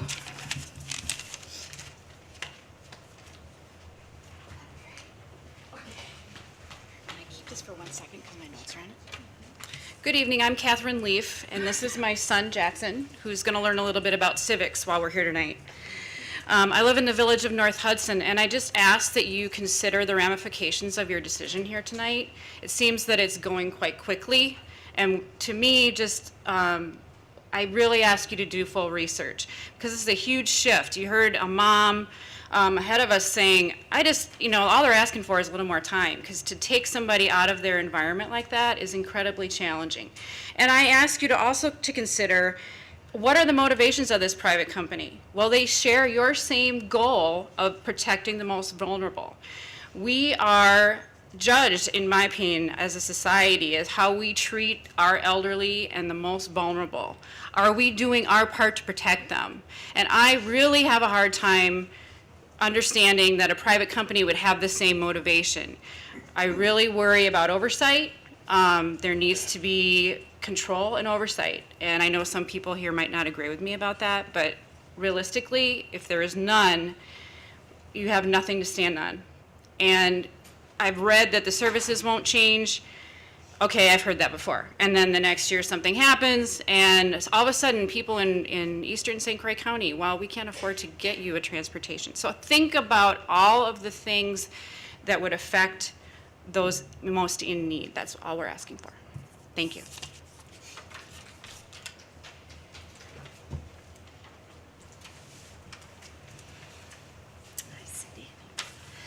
Hi, my name is Melissa, and I'm here, I live in the village of Hammond, and I'm here on behalf of my daughter who has Down syndrome and unfortunately is not here tonight. I am her voice. If she was here, you wouldn't possibly understand what she is trying to get across. St. Croix Industries is very important to our disabled residents, but it's also their livelihood. This is what keeps them going. If it is sold, there is no guarantee that they will remain employed, as it would be a moneymaker, and those less productive would most likely be let go. It's been around for 39 years, and there's a reason. There's a need. And we are just asking as parents and guardians that you reconsider selling St. Croix Industries. Excuse me. I've spoken to many of you on the phone and in person, and all of you have said to me what a great program we have, and that Clark and his staff do a wonderful job. If that's the case, your vote should be easy to keep St. Croix Industries. My daughter's been very fortunate to have all of them in her life for the last 5.5 years, and I'm hoping that that's where she will remain. They do learn skills, and some of them are able to work in the community. Unfortunately, my daughter is not one of those at this time. I do hope someday, but at this time, it's not an option. They also help them with life skills, communication, fitness, inclusion with the community, which we as parents have had to fight to get in schools and continue to fight. As a county, we should be proud to continue this service because you are working for your county. And if it is, we know it's a financial issue, but we need to find the means to help to keep St. Croix industry going. Thank you.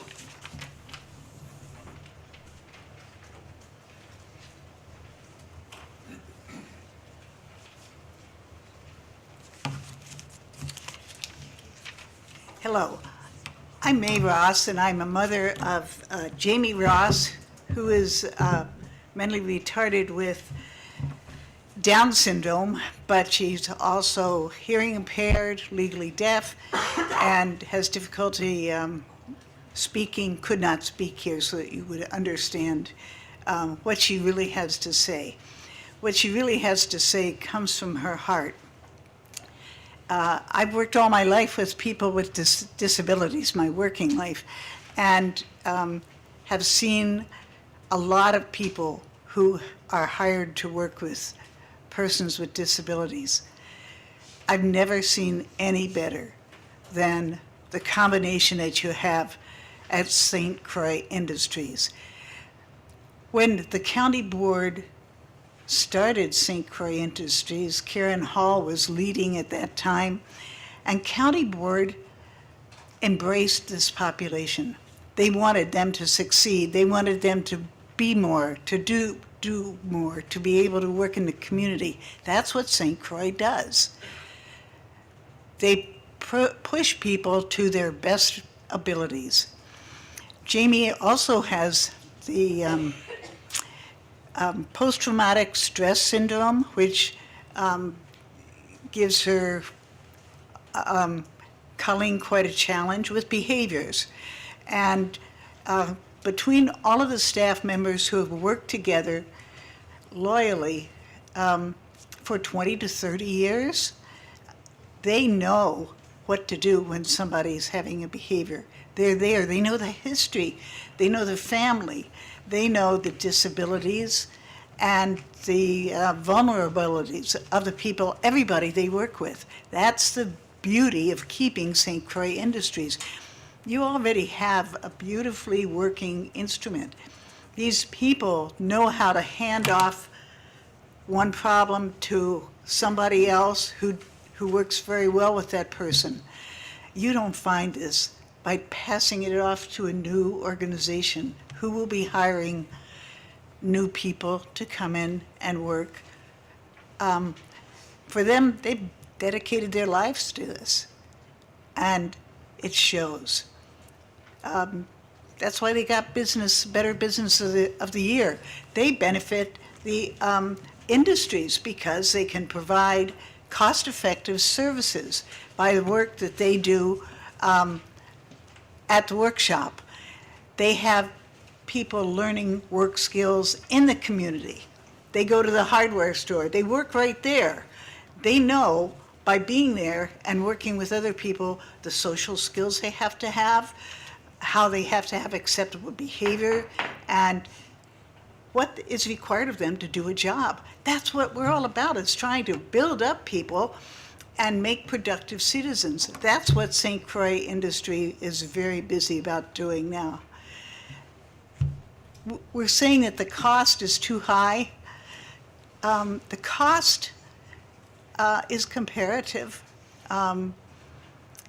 Please look at the priorities of keeping this service in operation.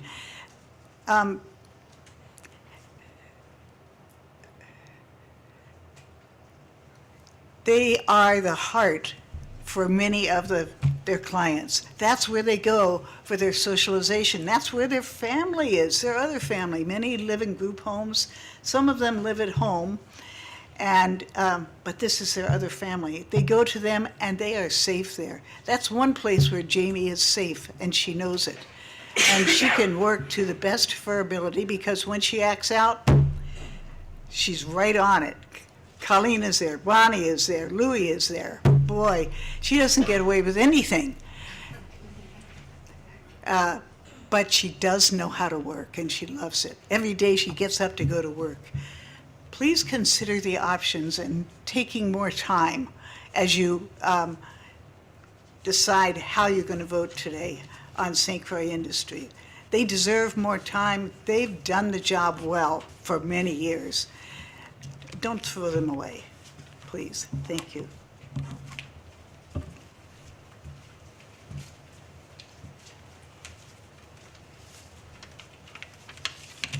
Good evening. I'm sure you're kind of glossing over and tired of listening to everybody, but I'm going to take a few more minutes of your time. And I don't think I can say anything better than May just said it, because I think she really spoke from the heart.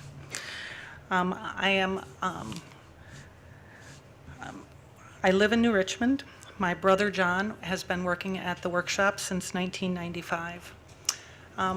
My family grew up on the other side of the state, and when I went to college in Eau Claire and grad school in Menominee, I heard fabulous things about a place called St. Croix Industries. Back in the 80s, when I was in grad school, all my fellow students were trying to get an internship at St. Croix Industries. In 1989, I moved to New Richmond and happened to meet some of the people that work at St. Croix Industries. As luck would have it, I started my job at St. Croix County in the Public Health Department in 1992. And when I learned more about St. Croix Industries, I encouraged my mom to move my brother from Milwaukee County to St. Croix because it was the best place. It was the role model for a workshop in the state.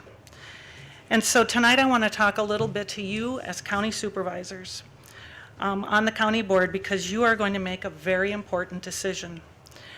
And on your strategic plan, you talk about protecting at-risk populations as one of your priorities. Please don't ignore the at-risk populations. These people are depending on you. They are your responsibility. The 150 people that are served by St. Croix Industries are your responsibility. And so you have been voted into office to take care of these people, the at-risk populations. Please don't let them go to another facility that may not continue to have them working. The more people those people that are at higher risk or more vulnerable might not be kept on by a profit or a nonprofit organization. So I'm begging you to make a thoughtful decision. We've listened to you tonight talking about a new building. And we want to give the people at St. Croix Industries as much time and thoughtfulness on your part as you've been giving bricks and mortar. Thank you very much.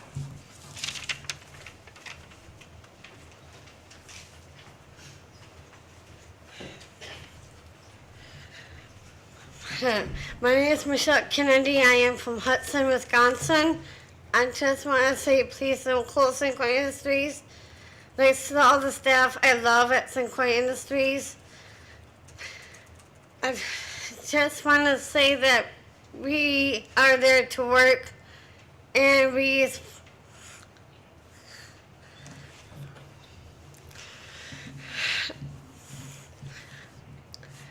I'm there for all my friends and family that I love. And I just want to say thank you to Clark, Colleen, and to the rest of the staff. I just want to say keep it open, please. I appreciate it. Thank you. My name's Judy, and this is my daughter Michelle. She's worked at St. Croix Industries for over 15 years. By now you've heard a lot of stories, read the letters, read emails, gotten phone calls, so you know that this is a very emotional issue for all of us that are affected. We're not asking for pity. We're asking for a fair chance for this population to continue to feel like valued members of the community. For almost 40 years, St. Croix Industries has provided this service to the county. The county should be proud to have this program. The county should be proud of the staff at St. Croix Industries who are very dedicated and passionate about their work. The population who work at St. Croix Industries are eager and excited to go to work every day. They find stability, safety, and most important, value in their jobs and in their lives. This program should be a model for other counties. Please do not diminish or destroy this program by passing it on to a private agency, where our family or friends might slip through the cracks or become just another number. Thank you.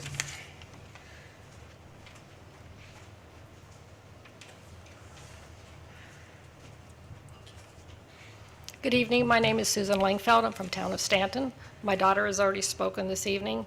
I think it's absolutely amazing what she has accomplished since she's been at St. Croix Industries since 1999. She's got a lot more guts than I do. I wouldn't be up here if it wasn't for her. I'm not a speaker. I'm an accountant, and I get the numbers issue as well.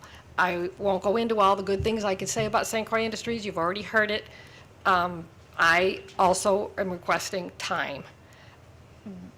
You're supposed to be listening to your constituents. We didn't even know about this as parents and guardians, let alone the citizens of the county. Where's our money going? We should have some say-so about priorities. At least you need to hear us. You're hearing us tonight. Thank you.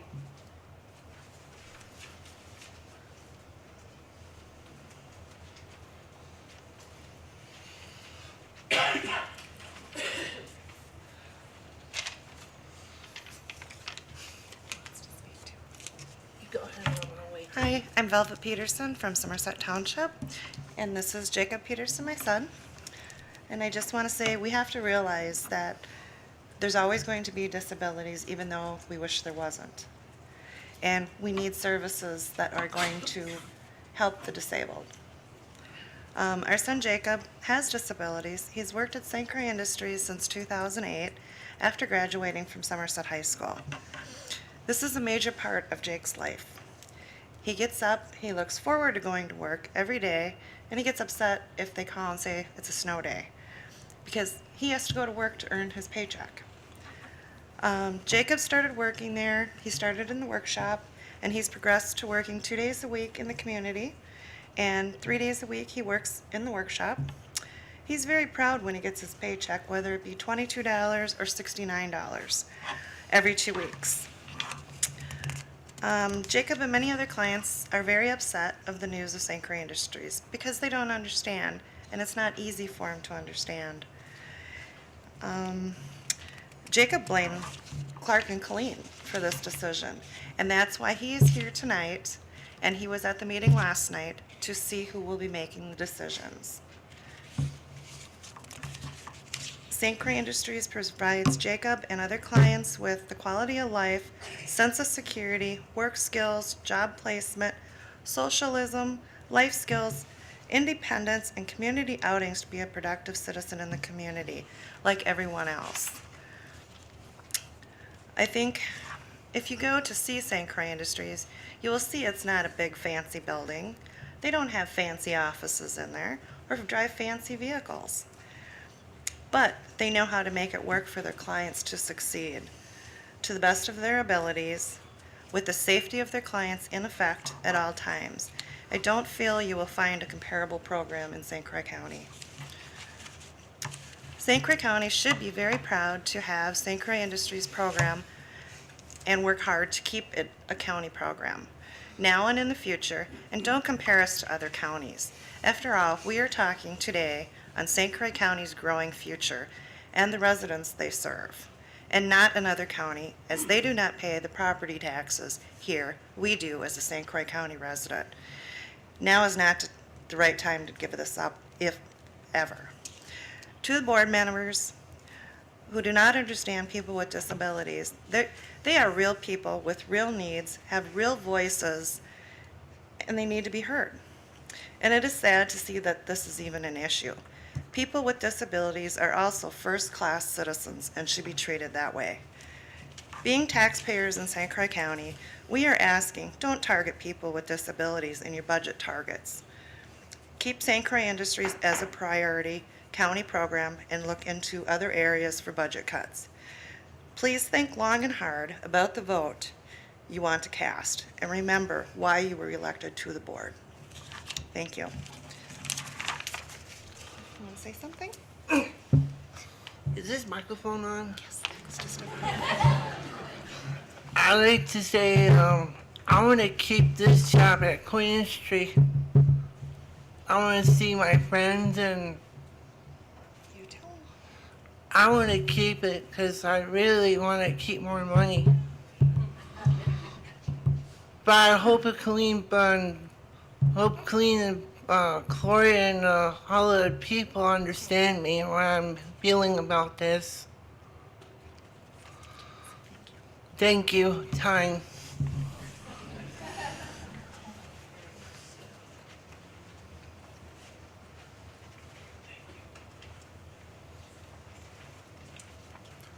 Hello, my name is David Menke and I live in Hudson, and I have a daughter that works at St. Croix Industries. She's been there probably about 4 or 5 years. And St. Croix, I've found over those years that St. Croix Industries is really a valuable asset. I can't believe not only the good quality, safe work environment that they provide, but they provide an opportunity for these vulnerable adults to be productive citizens in our community, in our county. We invest very well in our schools. We pay taxes like everybody else, but I think it's a worthwhile investment and we should consider it. I've been around long enough. We've seen privatization of many industries throughout the years, some successful, some took off looking successful. But as we see over time, most of those have fell short of what we'd like to see out of our services for them. And this has been a successful, well-run organization. I think maybe it needs some help in getting structured so it could financially survive, but I think that's what we have our tax dollars for. We invest in many things like that that don't bring financial paybacks. And I couldn't think of a better opportunity for us there. Thank you.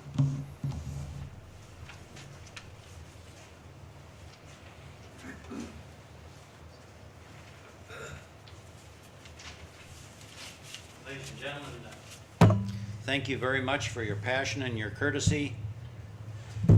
If people want to speak, you need to get up here in line.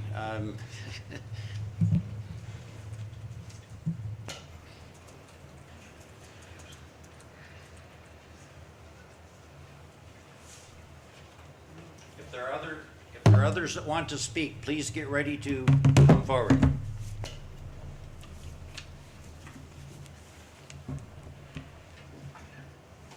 Thank you sincerely, Board Chair, County Board Supervisors, Administrator Thompson, for suspending the rules in order that these people can speak on their behalf in hopes that their words will convince you of the importance of keeping St. Croix Industries open.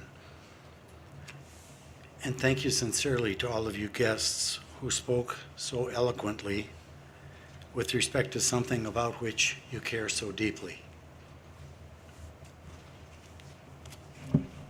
I thought it was interesting at the opening of this meeting that Father Guy Usher prayed, "Give us the courage, the wisdom, and the foresight with which to serve others."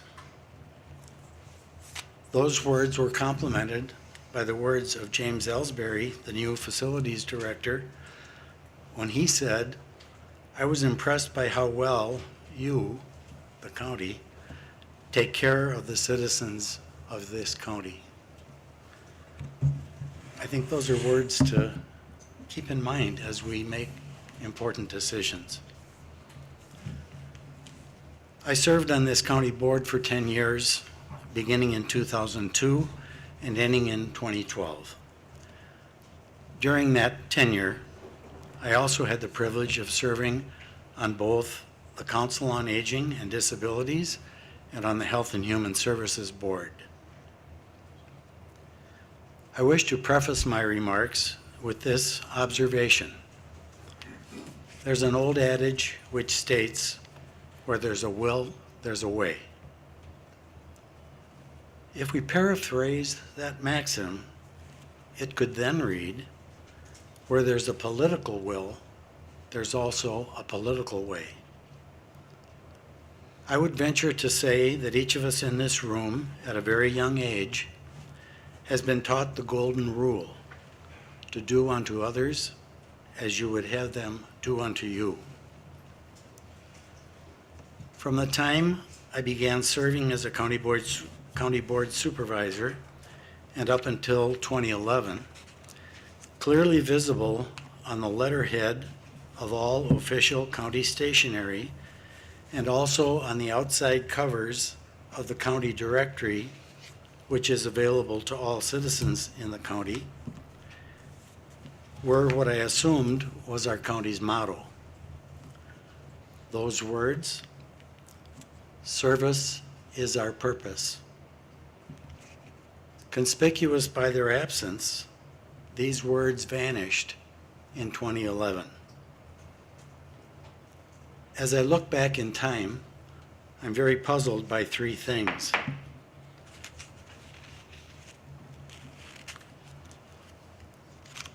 At the December 2000 County Board meeting, a resolution was passed whereby a new nursing home was to have been built. Yet, that never happened.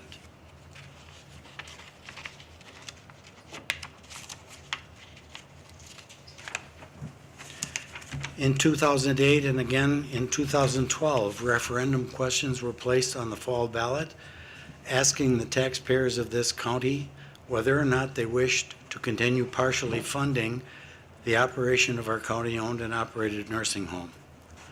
Both of those referendum questions passed by a substantial, overwhelming majority of the electorate. And yet, 5 years and 1 year later, respectively, the future of our five-star county nursing home seems to remain in limbo. Now we are faced with a similar question. Should St. Croix County continue to operate and help fund St. Croix Industries, its well-run and well-recognized facility, which provides both dignity, self-worth, and purpose for its handicapped clients? The respective mission statements of the ADRC, that is the Aging and Disabilities Resource Center, and the Department of Health and Human Services are as follows. For the ADRC, the purpose of the Aging and Disability Resource Center is to empower and support older adults, people who have a disability, and their families by serving as a central source of information, assistance, support, and access to community services.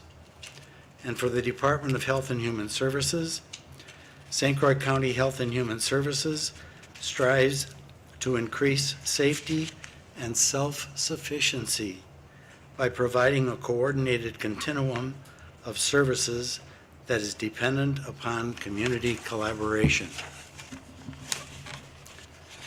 Although the words "service is our purpose" can no longer be found on our county's letterhead stationery nor on its official directories, those words still live in the hearts and minds of our county employees. Should those words not, then, live on in the hearts and minds of our county administrator, our county board chair, and each of you supervisors? Let us continue then to serve and to value those in our county who so need us to hold their hand.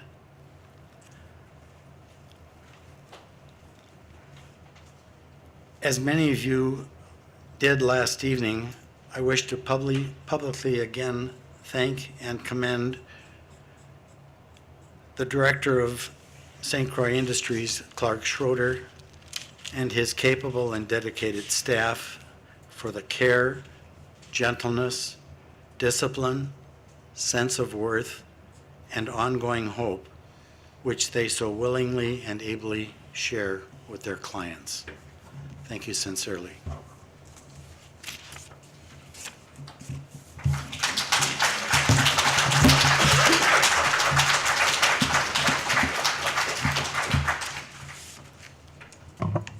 Thank you, board members. Thank you, ladies and gentlemen, for your courtesy, your decorum, your patience, and your passion. At this point, we are at agenda item number 2, which is a resolution to authorize the county administrator to take all necessary steps to transition St. Croix Industries to a private provider. In order for the board to move forward with consideration of disposition or whatever the ultimate wisdom of the board is, we need to have a main motion to place this on the floor and begin our discussion process. This comes to us from the HHS committee. I assume that someone from that committee is prepared to move. Motion from Supervisor Hood, second from Supervisor York. The motion is on the table, and the floor is open for discussion. Supervisor Schottner. I would like to make a motion to postpone this vote indefinitely, or postpone indefinitely. Supervisor, let me inquire the intent of your motion. A motion to postpone indefinitely is in essence a motion to kill. Yes. Do you wish to? Yes. All right. That motion would be in order. Is there any discussion?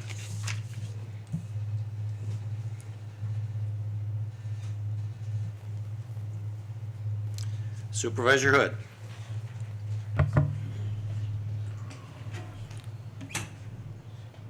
It would be very unfortunate to entertain a motion to kill this. If you look at page 60 in your packet, if you look at page 63 in your packet, I assume all of the supervisors have done so. You'll see a letter there, especially in page 63 from Terry Burris. She gave us a very good talk. We had a good,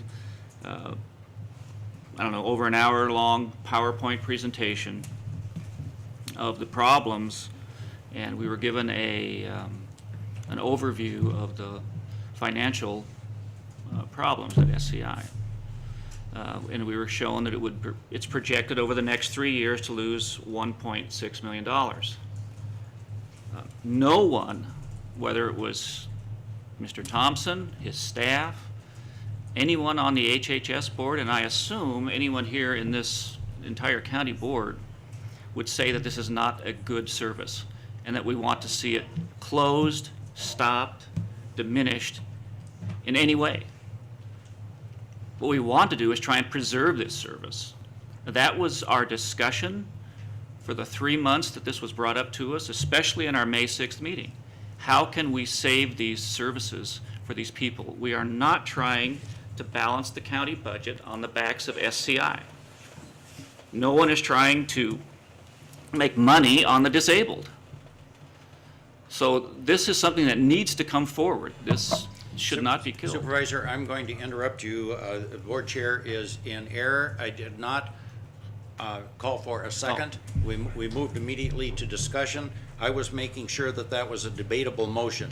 So in my desire to be correct, I did not have a second. Is there a second to the motion to postpone indefinitely? Is there a second to the motion? Hearing none, that motion.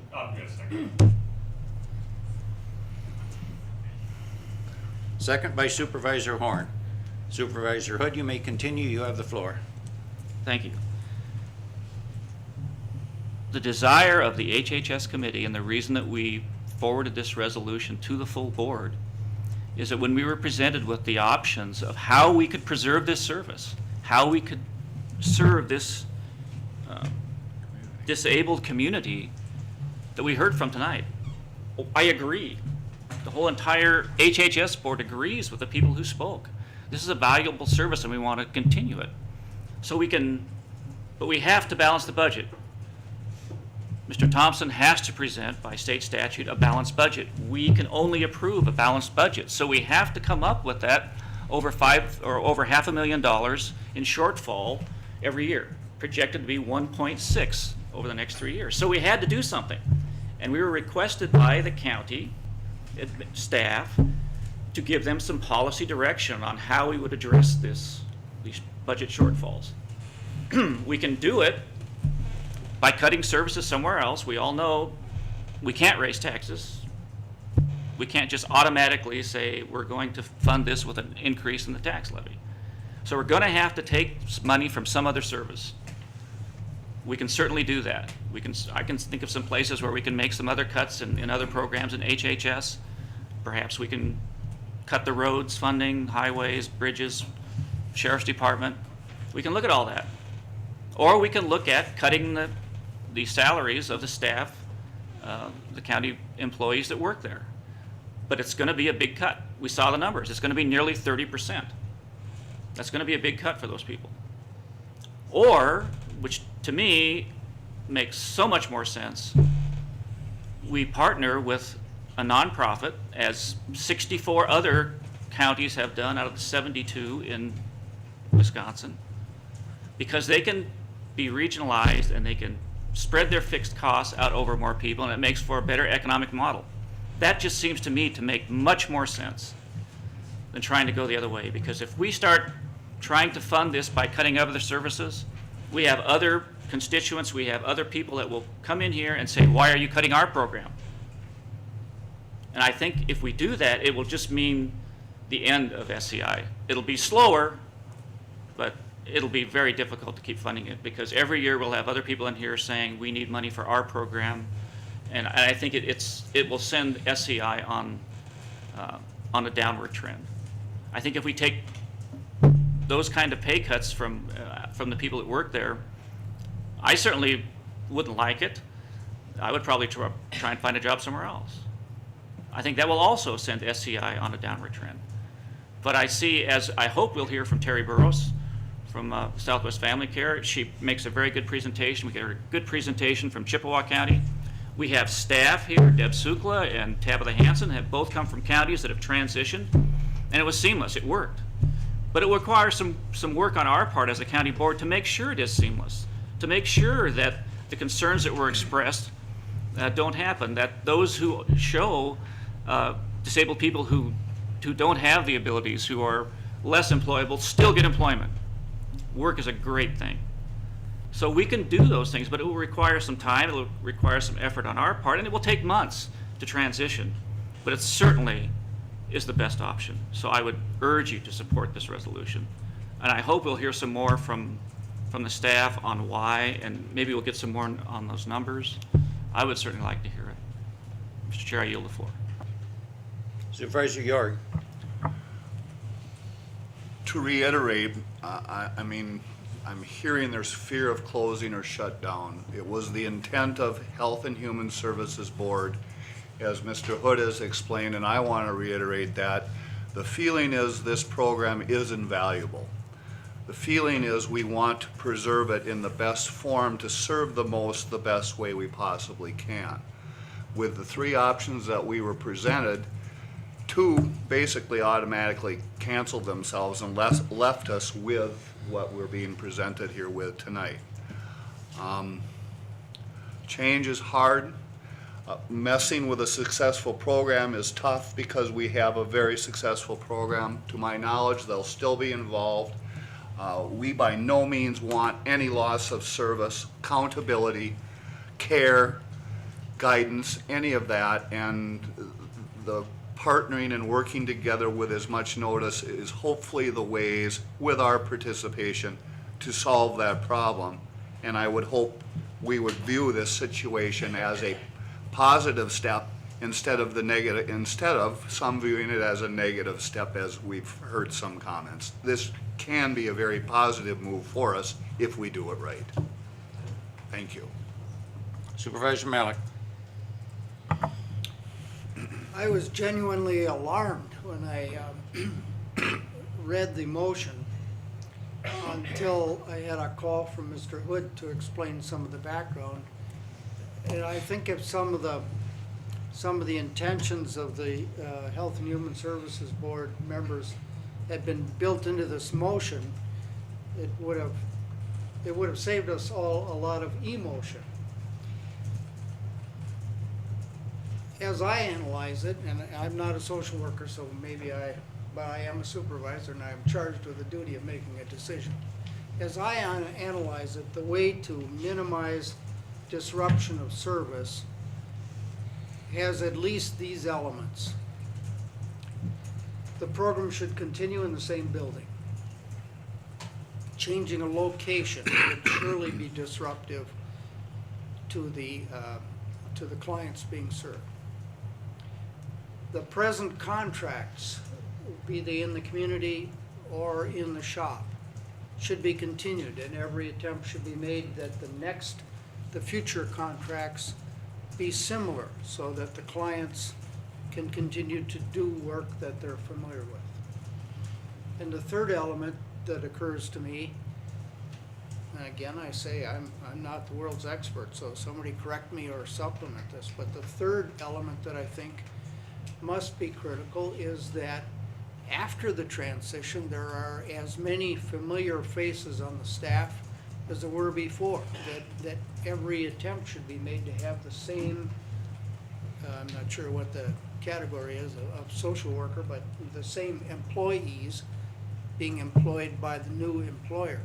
And Mr. Hood said those three elements were the very things that he had in mind. I think if that had been put into this motion, you know, instead of it just saying authorized to take all necessary steps to transition to a private provider, I at least would have felt a lot more comfortable with it. I think I'd also say that not only would we would be most likely to have success in achieving all our goals if this private provider is a nonprofit, is a tax-exempt entity. Why should there be a profit built into the cost of the services? Why should there be taxes built into the services when a nonprofit tax-exempt can avoid sales taxes, income taxes, et cetera, et cetera? So if that's what is meant by this necessary steps to transition, then I think it is achievable. But if any of those elements is missing, I don't think it's a good idea. I guess I ought to also say that I don't quite understand, well, I've had a hard time keeping up with what exactly the change in state law with respect to unionization of county employees is, but I'll say that I think the way it is now, the county management, administration, board of supervisors could simply set up a new wage scale for all of the people who are currently employees of the county, not the clients, but the staff at SCI.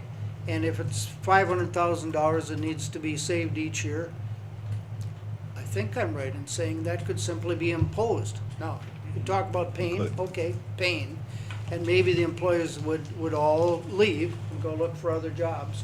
But I think that's within the authority of the board to do.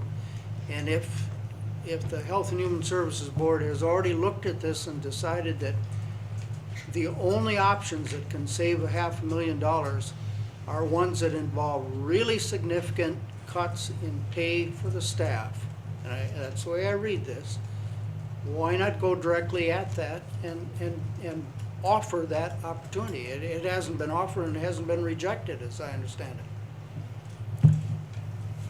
Well, that's enough from me, I'm sure.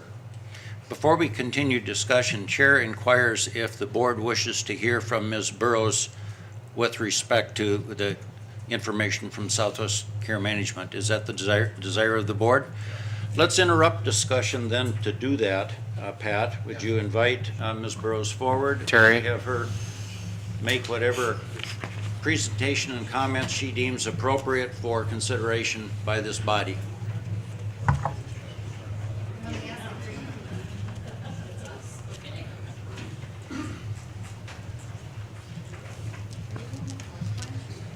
No. Good evening. Kind of going out of order here, but that's all right. Just to introduce myself, my name is Terry Burris. I'm the Chief Executive Officer of Southwest Family Care Alliance. Southwest Family Care Alliance, as you may well know, is now the managed care organization providing long-term care services in the 5-county regions up here.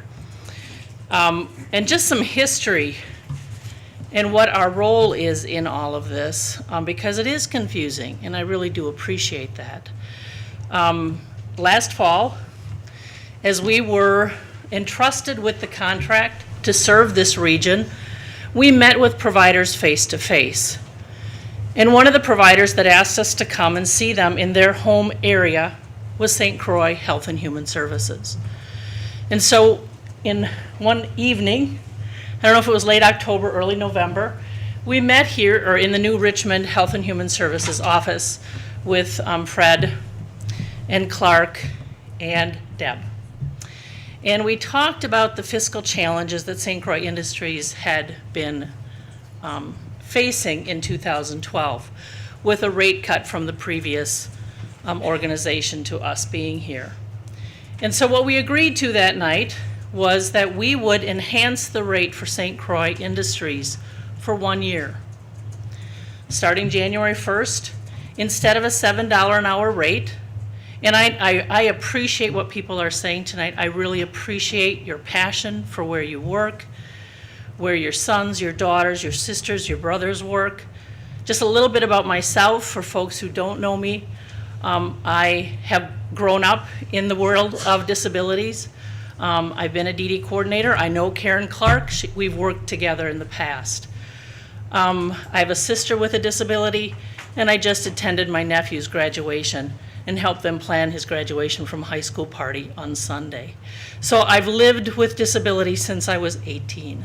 Actually, with my sister since she came to us. So it's near and dear to my heart, and I really appreciate the challenges and the emotions that you're facing. Let's go back to the meeting that we had last fall. We agreed to enhance the rate from $7 an hour, which are what all the other pre-vocational services in the region were getting, to $9.91 an hour. And what that was intended to do was to give St. Croix County the opportunity to study what to do without sustaining another significant year of loss. And that's what we did. And we stand by that. It was not necessary on our part, nor do I expect you to be beholden to us for that. It was the right thing to do. I've also worked in county government for 23 years prior to my current position at Southwest Family Care Alliance. So I get it. I get budgets. I've faced county boards for 20 years. And what we wanted to do was to give a period of time for the county to study what was necessary, what options were out there, so that there were possibilities for a good solution. We are with you on these issues. We want to collaborate. I think Fred and I, over the last, I don't know, it's gotten to be daily almost, conversations. But prior to that, it was about every 2 weeks, just checking in this spring. Where are you? What are you doing? What are you working on? To see where the numbers were coming in. We want to work with you in this if you choose to have a transition. I need to remind you, this is your choice, not ours. I'm not trying to bail out of it. I'll take responsibility for tough decisions. I do it all the time. But this is a St. Croix County issue. And you're facing a tough one here. But I also want to be clear, what I said to the Human Services Board meeting is that the offer of $9.91 ends January 1, 2014. It has to. I can't face the providers in this region paying 30% more, nor can I face the 8 county providers that we have in our counties in the South who are getting paid substantially less than that, and say that it's an equity issue for me. I know that doesn't make sense to family members and members who we serve, but I stand by that, and I need that to be very clear as I stand before you. We're willing to work with you. If there's a little more time that you need, we'll work with you on that. I think it would be wonderful to engage in conversations with family members, with members. We call the people we serve members, clients, to identify what are those criteria. If we go down that path, what is the criteria that's critical? We have to provide this service in this region. It's not an option for us. Excuse me. We are bound by our contract with the Department of Health Services the state, if you will, to have these services available. We have no intent to have people sitting at home. That's not a good outcome for anybody. We will have transportation. Again, this is all depending on the county board's decision, if you choose to transition. But we would have those services. We are bound to have those services, not to bus people all over creation. That doesn't work. It's not cost effective. But we would really like to engage folks in identifying what are those critical criteria. I heard some of them from Representative, or excuse me, guess where I've been, from County Board Supervisor Malik. I heard some criteria that were pretty critical. I'd like to hear those kinds of critical components from the people that are served here. We're transparent in our organization. Having people who work at St. Croix be part of setting up that criteria and being part of the selection committee, we're not opposed to that. In fact, we would embrace that. So we are here to say we want to work with you. We want to work with you in a transition that's successful. If this becomes adversarial, everyone pays. And who takes the short end of that stick are the people we serve. I've been there before, and it's not a good place for anyone to be. We all lose. So we're here to reach out to help with this transition if it takes longer, but the transition has to be underway for us to extend. And I also made the comment and commitment at the board meeting on May 6th that if it's too soon to do that transition, by January 1st, we would extend the enhanced rate for a period of time, but not just to study. Again, I want to be clear because this will come back to haunt me if I'm not clear. I know I will be facing, but you said, okay, but if there is a meaningful transition in the works, we want people to know what's happening and what's possible, and we can help do that with folks from St. Croix Industries, with you as the board. So I'm open to questions, but that's kind of the history and how we got here. Board. So you talked about transportation. How does that transportation work if we are transitioning to a different services? So basically what I'm trying to do is answer some of the questions that Sure, we've... absolutely. I think that would be great. If I could, I would like to introduce two of the other people who have come with me tonight to help with some of the operational questions, much closer to it than I am. So Cheryl Walker, our Chief Operations Officer, and Patty Kimmerling, our Provider Services Director, could come up. And we've talked about this, so I can take that one, and then as other questions come up, we'll maybe take turns in answering those. They can get much more in depth than I can. And I do have a follow-up question. Sure. How can transportation work? And we just talked about that on the way up here today. 4 hours in the car is a long time to have great conversations. And so one of the things that we think is critical, but again, we would want to hear that, is that as we find or put out criteria for a new provider or a new vendor, part of that would be that transportation is as part of the scope of service. And so that provider would be expected to provide that transportation. Just as it is now, is my understanding, St. Croix Industries provides a significant amount of transportation. Is that accurate? Not all, but a lot. That's what I've understood. And so that would be a criteria for a competitive process, if that makes sense. Sure. Another follow-up question is some of the concerns that we've heard over and over last night and tonight was about some of the less capable individuals. Sure. What kind of guarantees would be for them to continue to be able to work? Patty, would you like to? Sure. Here, I think Mike is important. I can answer that. The criteria for any pre-vocational facility is to accept people there who are interested in working. That's their purpose in being there, and perhaps working towards employment in the community. Level of ability is not a criteria, it's motivation that is the criteria, and part of the scope of service would be to serve the most severely disabled who are interested in working, which is what pre-vocational services are about.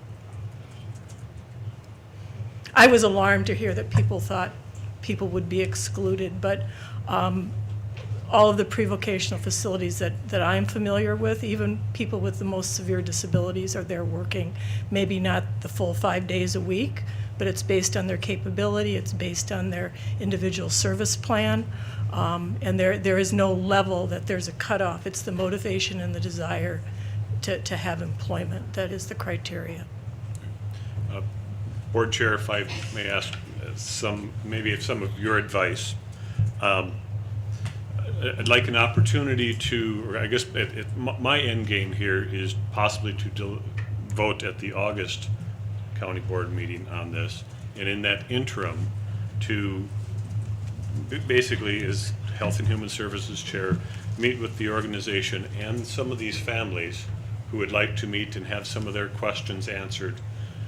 And I think it'll resolve a lot of their issues and a lot of their concerns, and basically bring back a subcommittee maybe with some of the family members with a recommendation working with this organization.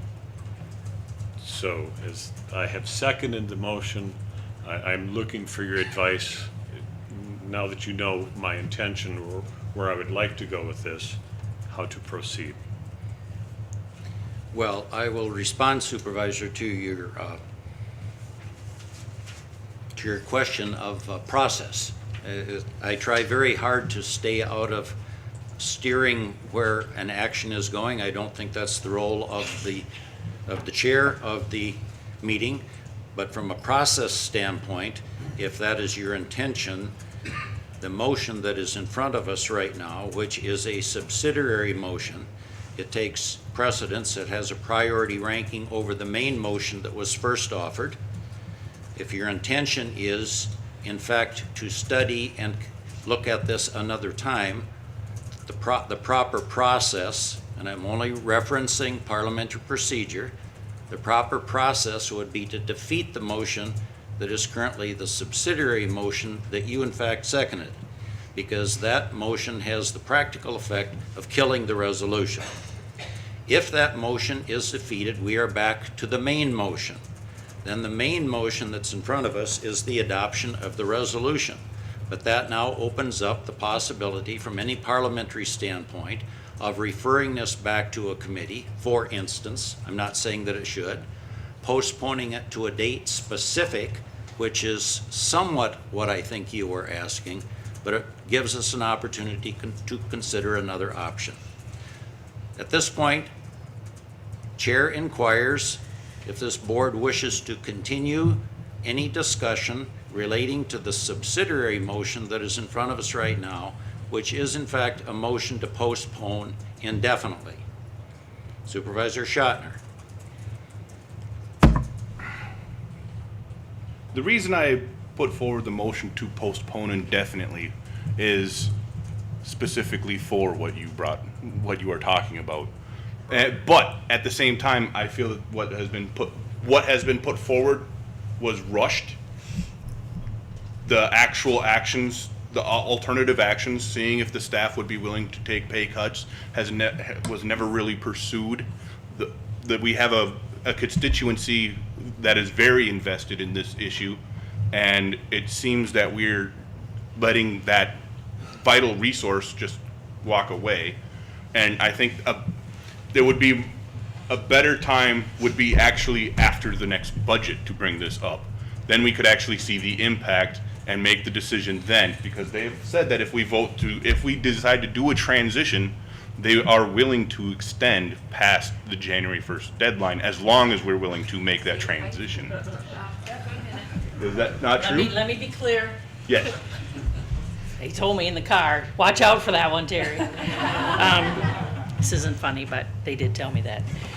Let's define transition, just to be clear. Yes. And it's not my decision, this is your decision, you're faced with a very tough one. And I want to, again, acknowledge that. The offer that we define transition is that the board has decided to seek a private not-for-profit, which is probably what's going to happen. If it wouldn't be a for-profit, I don't think, but another organization to transition these services to. But that decision has to have been made for our offer to stand. I understand that. Yeah, okay. That is what I am Yeah, saying, is so- that it would be easier to make this decision after we have pursued alternative avenues to see if we can maintain this before handing it off to somebody else. Right.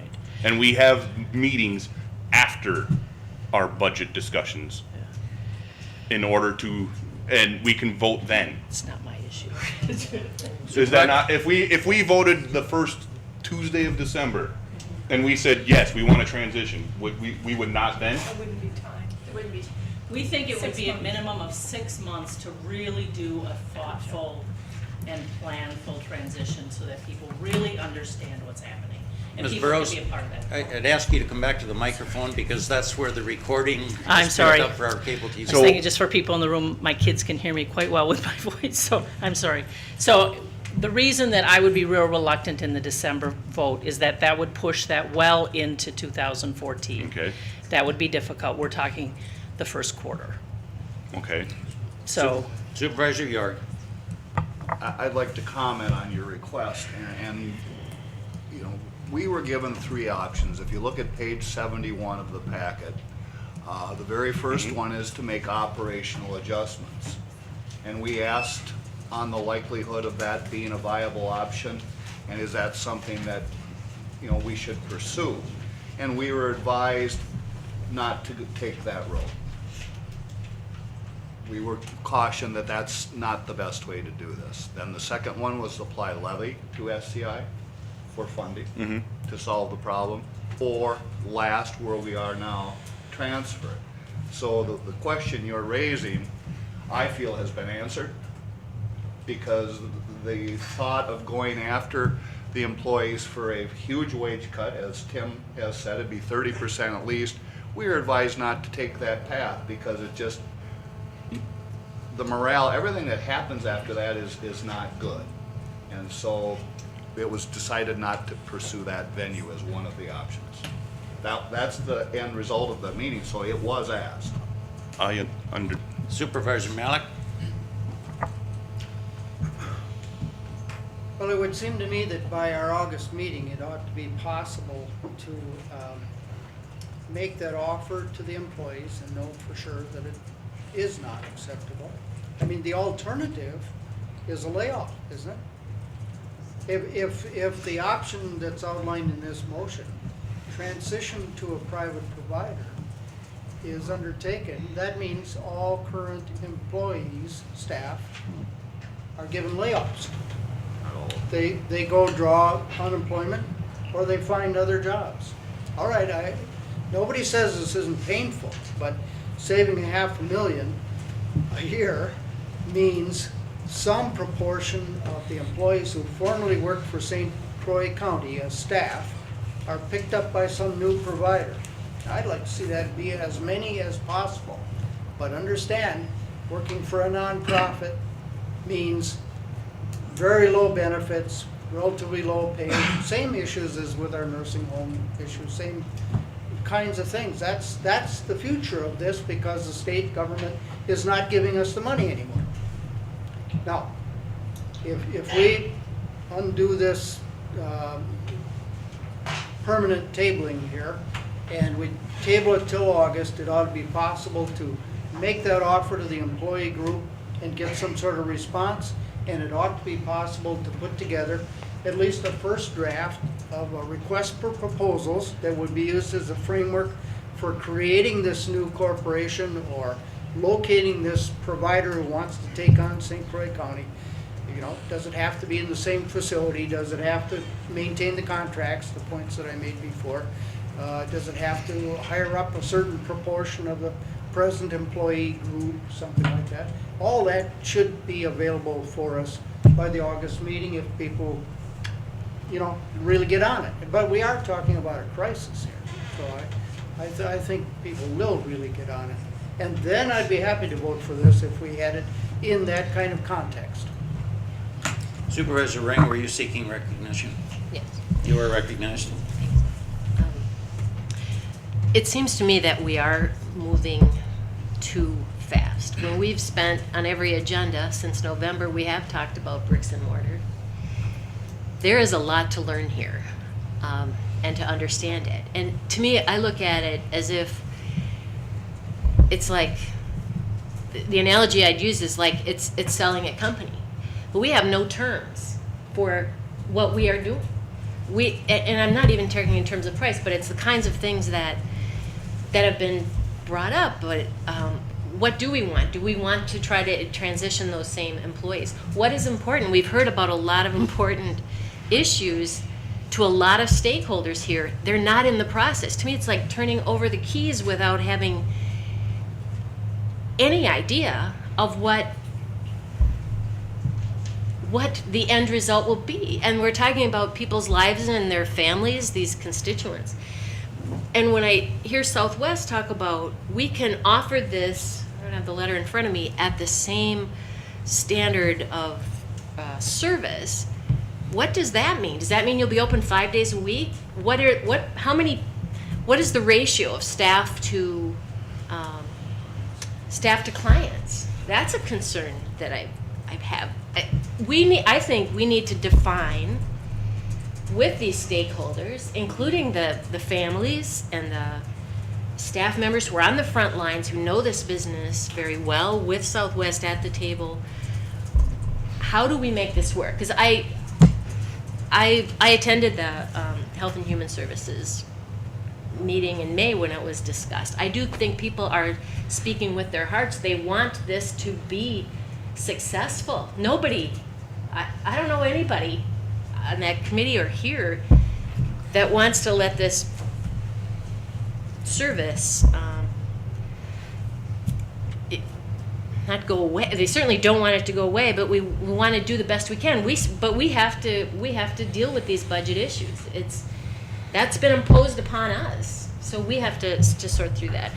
I think we should deal with it. I don't want to postpone.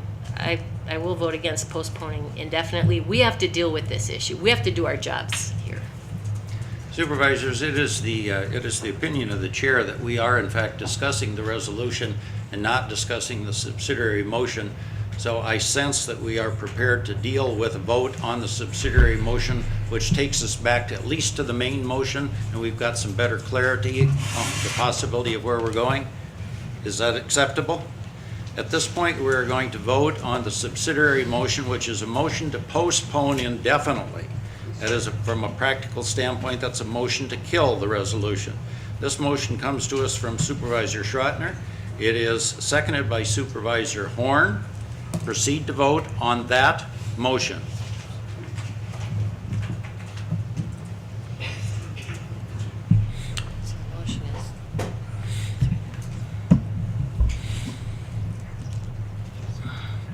And that motion fails. Board members, we are now back to the main motion, which is in front of us, which is a motion to approve the resolution. We are now discussing the main motion. Supervisor Horn. Thank you, Board Chair. I'd like to make a motion to postpone this until the August County Board meeting. Is there a second? Second from Supervisor Brinkman. Discussion. Supervisor Osnes.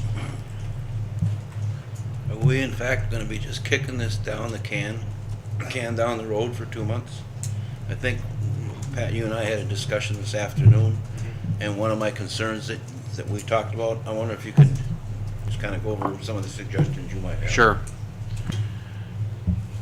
Once the main resolution came to the floor, because we had to deal with Supervisor Schrottner's motion, I was going to call on staff, the director of the Department of Health and Human Services, to give a staff briefing on this issue, but given the time, Mr. Chairman, and out of respect for the folks here, I really, unless the board wants to hear the staff report, it provides a lot of the background information that was in your packet. The PowerPoint wasn't in your packet, but unless it's the consensus of the board that you would like to hear that now, I guess I'm going to defer that. And we'll provide the PowerPoint in your packet. Pat, what It's would- in the What would packet, be the okay. length of the presentation? Probably 15, 20 minutes. But Mr. Chairman, before I call on Mr. Johnson to present that report, let me just say a few words. The resolution itself, and, you know, out of respect for Supervisor Malick, I think although the final therefore directs the county administrator to take all necessary steps to begin that transition process, the second to the last whereas, I think, captures the desire, intent of the board. And I wanted just to call that out, that whereas the Health and Human Services Board expressed desire to have a seamless transition to a private provider and assure that clients of SCI continue to receive quality services without disruption. That was the staff's attempt at trying to capture the intent of the Health and Human Services Board. And I don't know if we accomplished that, but I thought I should point that out. What does that exactly mean? That the board would authorize the county administrator to take all necessary steps to transition to a private provider. What does that mean? What it means to me is that the administrator, the administration of St. Croix County would make a commitment to the county board and to the citizens of St. Croix County and to the consumers of St. Croix industry and the clients and the families. What I would recommend is that we slow the process down. I think that there was some attempt, or at least that the staff's intent was, if the board is to do this, that we would try to accomplish this by the end of this year, so that beginning in 2014, when those rates change, that the budget would, the 2014 budget would reflect whatever, you know, whatever decision of the board. What I'm recommending at this point is, rather than rushing this process, that we begin a transition process that could take upwards of 12 to 18 months and work with Southwest Family Care. Now, I can't, you know, you heard from Terry Burrows that their commitment for the existing rates through the end of this year. I also heard Terry say, and I believe her totally, is that if there is a commitment or if there is a decision to begin that transition, that they will work with us on this.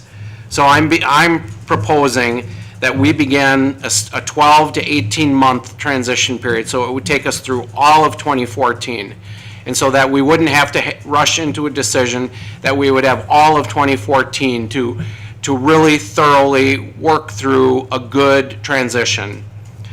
What I will also commit to is to apply any excess revenues that in 2013 that are over and above budgeted revenues in terms of, for example, the sales tax revenue.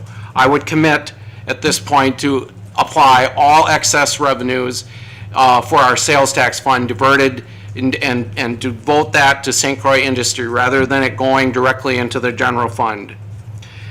I would also commit to continue to apply any excess St. Croix industry surplus dollars towards the projected deficit. I would also begin work with Clark and his staff to begin to explore operational or program changes, although painful as they will be, and the board did discuss what those would be in terms of staff reductions, staff changes, compensation, benefit changes.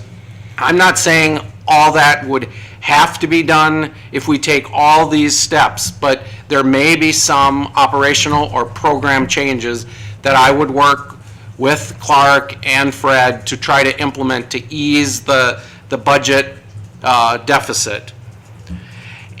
Also, along with that, I would recommend that we engage in a partnership with Southwest Family Care, the providers, the other providers that are out there that we really haven't heard from, to see what kind of service that they can provide, and work with our consumers and our stakeholders and our clients and our consumers, and put together a transition team made up of all of those components This will take time. We will need time. It will take all of 2014 to sort through this and put together a transition that will serve the clients that we have heard from so well tonight. It will take a leap of faith by this board and by me to make sure that those funding sources that I've identified actually will try to help solve the problem. I don't have all the numbers, I don't have all the answers. What I'm asking for is a commitment of time for the board, from the board, for me to work with staff and Terry and Clark to put together this transition plan. Now, I don't know what that does to moving this towards August. I don't know if we need to move this to August. I think we can take action on this resolution this evening, or if you want to defer it, that's the prerogative of the board. I don't know what it buys us, besides, you know, two more months of limbo. Supervisor Horn. I would still advocate for tabling this until August. Well, that's not a motion to table, it's a Well, it's motion to postpone to a time specific. It also is a subsidiary motion. All right. Obviously, it's going to give Patrick a very impassioned plea there, but it's going to give us more time to come up with a more detailed plan for the board. It'll also give us more time to work with the families to reassure some of their concerns by the August county board meeting. Supervisor Hood. As Pat said, we can do that with this resolution in place. I see no reason to delay this. I don't think it's fair to Terry, and I don't think it's fair to Southwest Family Services. They've been very generous and very willing to work with us, and I think it's taking advantage of that. We should pass the resolution and start working and let Pat do his job and let him do what he said he would do. Thank you. Supervisor Kiesler. Pat, I deeply appreciate your impassioned plea. I think it will be a leap of faith. My concern, I guess, is that every other human service program that I'm aware of and other departments within our county draw county levy. Whether it's the sheriff's department, whether it's behavioral health, whether it's family and children's, whether it's public health, I can go on and on. Why is this the only program that we are holding to a zero county levy? Is this the only program that isn't worthy of county levy? Because as I recall, Fred Johnson, who I commend in terms of the move towards long-term care reform, 4 or 5 years ago, was able to reduce the county levy by $2.7 million down to somewhere in the neighborhood of 400,000. And I'm being generous there. It's in 300 and some digits, and Fred's here so he can get the numbers correct. But ballpark figure alone, we're saving in the neighborhood of $2.3 million annually, and we're concerned about reinvesting $400,000 to save this program. Now, whether it's a reduction in pay or whether it's a contract out to a private vendor, nonprofit vendor, the staff are going to experience pain. It's a net sum. You're going to lose pay, you're going to lose benefits. It's the only way to get down to a zero-sum gain there. So, what I would submit is that we need to take a deep look into what we're doing here and evaluate, is this program worth any county levy? Maybe it's worth $100,000, maybe it's worth $200,000, maybe it's worth $300,000, maybe it is worth $400,000 out of that $2.3 million that we have saved due to long-term care reform. Once you set a figure in there, then we shoot around that goal. And we can then make adjustments so that if we say it's worth $300,000 and we only save $2 million from the long-term care reform movement, well, then the staff don't have to take quite the same pay cut as if they're trying to come up with $400,000. That's what I would throw on the table as in addition to that impassioned plea, is that we need to take a historical look about where we're at and also a understanding of the county levy that we dedicate every single year to every single other program that we run for this county, with the difference being that Human Services takes care of our residents. Jim said it, and I first heard it when I moved to the county in '87 and first worked for the county. We take care of our own. That's the bottom line. Whether it services our purpose or we take care of our own, we need to hold that near and dear to our heart. If you want an airplane built, I'll send you to Boeing. If you want software developed, I'll send you to Microsoft. Paper products, check out 3M. If you want people's lives to be taken care of in a high-quality way, go to your local government, because we do it, and we do it very, very, very well. Thank you. Supervisor Schottner.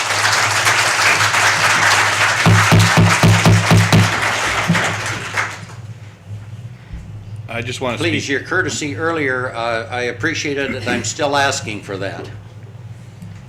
Supervisor Schrottner. I just want to speak towards the feeling of taking advantage of Southwest, and that is they were generous enough to give us the time to take advantage of it.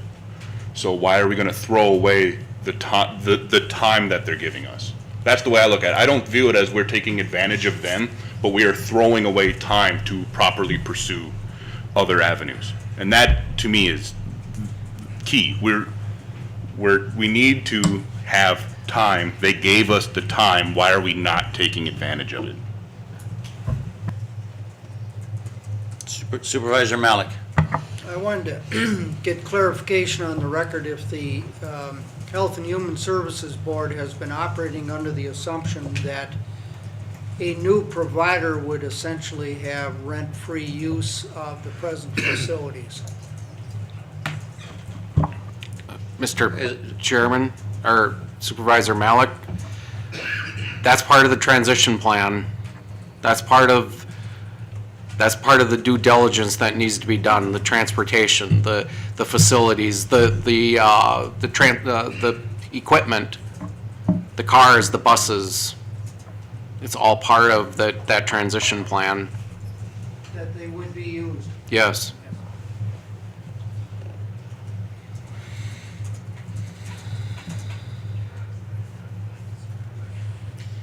Seeing no, Supervisor Osnes. That's okay, I didn't mean to cut you off, Mr. Chair.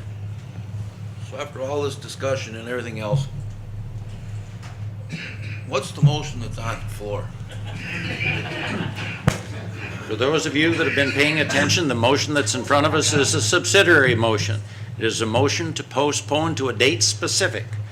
The motion that is currently in front of us, it comes from Supervisor Horn, and it is seconded by Supervisor Brinkman, and it is a motion to postpone this resolution until consideration at the next regular board meeting, which is August. And to do what? Postpone consideration. At that point, we would consider the motion. We would be postponing consideration to August. Supervisor Ring. It seems to me that just we're losing 2 months where we could be getting some work done.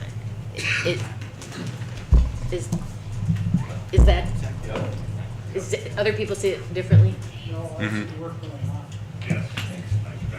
Supervisors, direct your questions to the chair. We're not engaging in cross debate.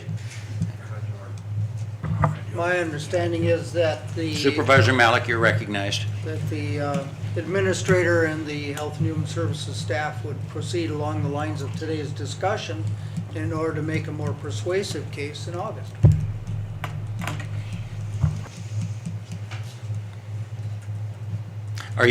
Supervisor Horn?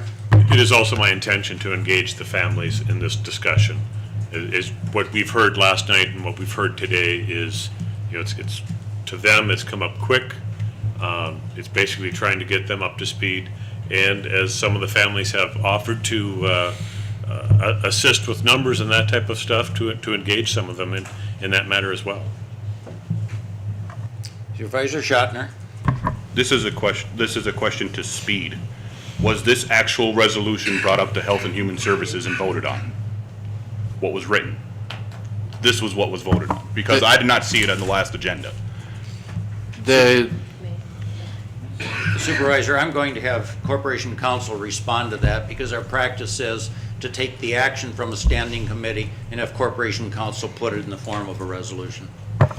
The county, a motion can come from the committee to the county board, just like it did here. The Health and Human Services Board didn't have a resolution in front of it. That's not uncommon. That happens a lot in the past, where county committees would make motions and then direct the county board and the department staff to prepare a resolution to be brought to the county board. So this is nothing new. Go ahead. I'm not saying this is something new, but this is highlighting the speed that this has gone through. It went from a non-resolution meeting, a resolution came out of, and now we're voting on it. That is the biggest issue that everybody is facing right now, is just the pure speed of what was put before us, what is before us today, was not even on the table a month ago, and actually on the table a month ago. Supervisor Hood? There's no speed involved. We were given this heads up that there was going to be a problem last year. We've been looking at this for months, and that's the job of the Health and Human Services Board. We were tasked to look at the options, weigh them, talk with staff. We got PowerPoint presentations. Tabitha is here, Tammy is here. It's 10:15. I don't care. We can stay. We can hear all of that. If all the board members need to hear that presentation that was given to us, I'm happy to sit here and hear it. But we had ample opportunity to look at the question, weigh the options, and make this resolution to the board. That's what we were tasked to do. That's what we were asked by the county staff to do. That's what we were asked by Mr. Thompson to do. They presented us the options and said, we need policy direction. That was our job. It is our job tonight to make a decision. Let's do it. Thank you. Supervisor Osnes? As long as we're going down that road, I would like to know why most of the supervisors sitting here who are not on the HHS board had no clue what was going on. We don't sit in on your meetings. We didn't get a packet that didn't come out until Wednesday night, and only part of it was in there, and the other part of it we couldn't get until yesterday afternoon. And now you want me to come in and vote on something? You want me to vote on something that deals with the most vulnerable residents in the county?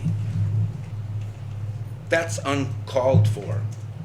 How can I make an educated vote or a decision with what little information we've been given? To me, if you guys are having meetings monthly, why can't you give the rest of us an update? Supervisor, direct your questions to the chair. Supervisor Kiesler? I looked through the 1,700 signatures that were collected there, and I apologize, I forget your name. Chrissy. Thank you for presenting those. And I thought you had said that they were from Hudson in 3 weeks. When I looked through those, every single town is represented. All that Supervisor Horn is asking for is to engage our constituents and engage the families and the members that are being served. If we don't do that, you're doing that at your own peril. So I just wonder if you really enjoy being a county board member, because this is a very powerful group behind us. And if they can collect 1,700 signatures in 3 weeks, they can easily find board members back, come April, that will rectify this. And so I just caution that we slow this down, take a breath, try to engage the consumer, try to engage the people that are affected, let them be a part of the ownership of this decision, and do this right. We owe that to them. Thank you. I've recognized you once on the motion. I'll come back to you, but I see if there's other discussion. Supervisor Brinkman, you have not spoken to this motion. You are recognized. The reason I'm in favor of this motion, and I second this motion, is because it is my true hope that Administrator Thompson will do a very good job like he did on the county farmland of digging in the very next day and having each of us committees discuss and bring up more questions we had about it. I hear so many good points on both sides of this story that I don't feel that I would be voting tonight on it without letting emotions take over. And I think that there's more to this than what I personally know, and that is why I would like the additional time to study this more. Obviously, the Health and Human Services Board knows more about it than us, but I'd like to educate myself some more on it, and therefore that's why I asked for the additional time. Thank you. Is there anyone that's not spoken to this motion that wishes to, before I go back to, I think two people wanted recognition. Supervisor Russett. I'm kind of in the middle here. I want that time, but I also don't want to be sitting on my hands for 2 months, and that's what I'm concerned about. So if I can get somebody to give me and tell me that we're not going to be sitting on our hands until August, then maybe I would support this. But that's where my concern is. I don't think we want to just be not doing anything for a while. But I do agree with Supervisor Brinkman. I want to be educated a little bit more on this as well. But I don't want to just wait for 2 months for that to happen. So if somebody can respond to that.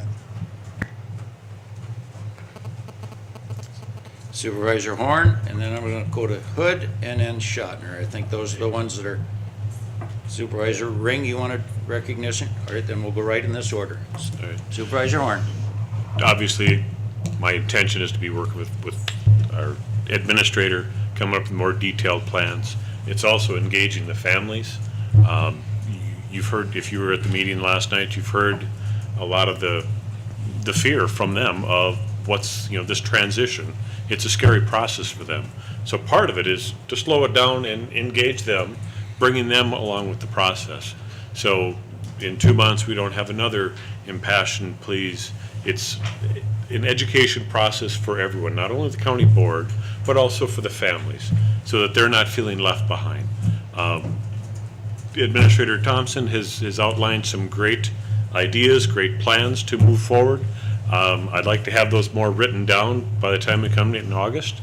So again, a lot of things have Patrick just threw out at the top of his head. There's probably a lot more ideas that are going to be out there. We can flesh some of those ideas out for the board in August. That's basically more information for the board and more information to the families. Supervisor Hood. In response to Supervisor Osna's comments, the meetings are recorded. There are minutes. You can go read them. I think you, Mr. Chair, were at the meeting on May 6th. I know Supervisor Ring was there. So that information is out there. One of the things that I do as a board supervisor, that if I don't know the issue or something, I try to educate myself. I don't wait for the next meeting to be spoon-fed. I don't mean it to be, no, I guess I do mean it.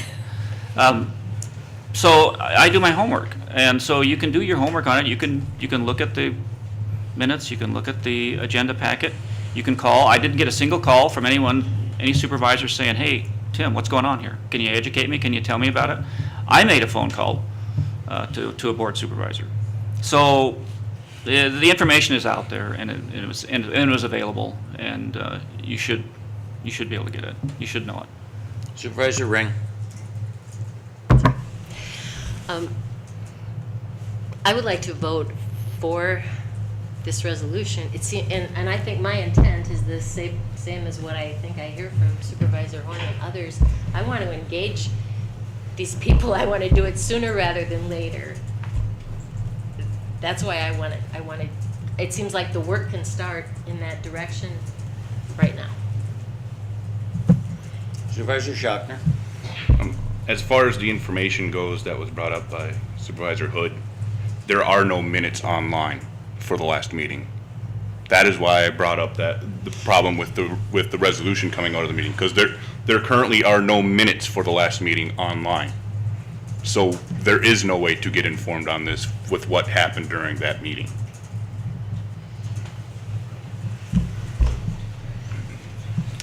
Supervisor Peterson. I'm also in the middle on this. Good arguments both sides, but one of my concerns is I'm not hearing, in respect to bring in the folks who have spoken, if we voted for this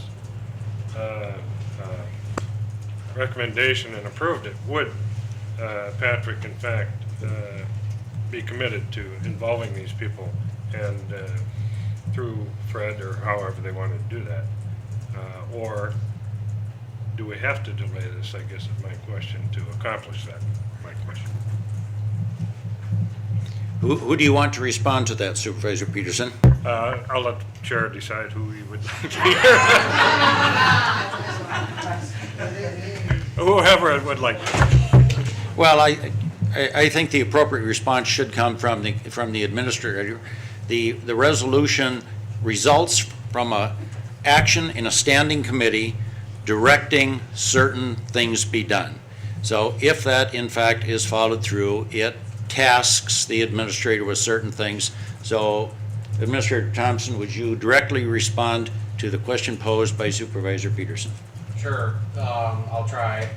And also, I wanted to refer back to Travis's comment just as a reminder that minutes don't show up in the system until they're approved by the board, by the standing committee. Once they're approved by the standing committee, then they're posted into the system. So there's a month delay. But that doesn't mean that we can't, if you're want to know what's going on with the Health and Human Services Board, there's plenty of staff people that will brief you on, what's going on any issue.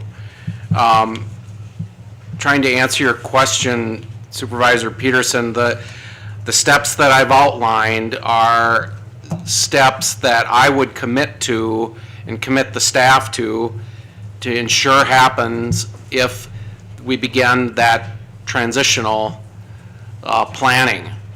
And in fairness to Southwest Family Care, we need to make a decision on this, if not tonight, there's still time, but I think my point is that what I have committed to is to engage in a partnership with Southwest Family Care, with the providers, with consumers, parents, and all stakeholders. I've also committed to look at the funding and apply any excess revenues in the 2013 budget towards St. Croix industry. That could be sales tax and other revenue sources that come in over and above budget, which we will most likely have. I'm also going to recommend that staff begin looking at some operational adjustments. And hopefully, if we apply judiciously these revenue sources, the operational changes won't be as draconian as outlined without applying any other resources. If I can find additional resources in the budget to apply towards this, the cuts that would be required will be less severe. I will also commit to applying any St. Croix industry surplus, which we have been doing, and work with Terry and Southwest Family Care to see how long we can extend those rates. And that's something we just need to work with them. But you have heard them tonight, they will only do that if they know that we're in a transition mode, not a study mode. And I will take all of 2014 to accomplish this. So it buys us that time that is so critical to do this right. And so I'm committing myself to not 6 months, but up to 18 months of transition to accomplish this task and do it in the right way. But I don't think we need to delay this decision until August to accomplish this. Supervisor Peterson, did that respond to your question? Yes, sir, thank you. Is there any other board member that wishes? Supervisor Russett. I may be misunderstanding something here. When Terry from Southwest Alliance was up here, I thought she mentioned that this extension would only go through the first quarter. So there is no negotiation to that, is this correct? Terry? I'm nodding. Oh, I'm sorry. I couldn't hear you nod. Terry? Do you want me to? Terry, that is a direct question to you, and I respect the fact that you've got a microphone there, but I'd ask you to come forward so it's picked up by our video feed.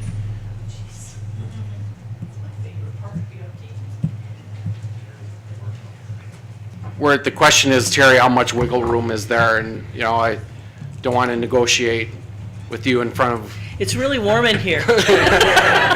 this group, but I think that I'm pretty clear in that we would really want to stick to the first quarter. That being, if you have other ways to make it through next year, we would engage with you through that process. This is your decision to be made, and we will partner with you in any which way we can, but I think it would be through the first quarter. I just want to be real clear about that. Supervisor Russett, does that respond to your question? Is there any other board member that wishes to be heard on the motion to postpone to a date specific? Seeing none, we are going to proceed to vote. This is a motion from Supervisor Horn. It is seconded by Supervisor Brinkman. This motion would postpone consideration of the resolution to the next regularly scheduled county board meeting, which would be our August board meeting. If you favor postponing consideration to August, you will vote yes. If you do not, you will vote no. Are you prepared? Supervisors, prepared to vote?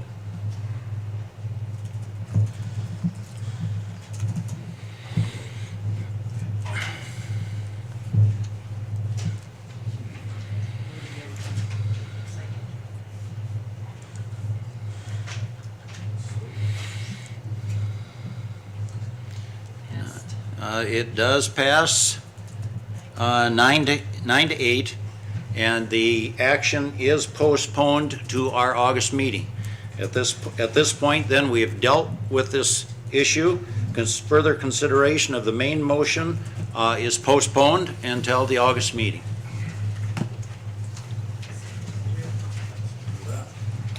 And with that, we move to agenda item number 3, which is a resolution to approve a facility study to consolidate the St. Croix County and Pierce County 911 centers. This resolution is in your board packet. It is at page 79. This resolution comes to us from the Public Protection Committee. Is there a motion? Motion from Supervisor Malik, second from Supervisor Kiesler. Discussion. Supervisor Schottner. With this, you said that Pierce County was going to be addressing this on the 25th, if I remember correctly. Are they also going to be putting money into funding the study, or is it primarily us that's going to be funding? no, it's split.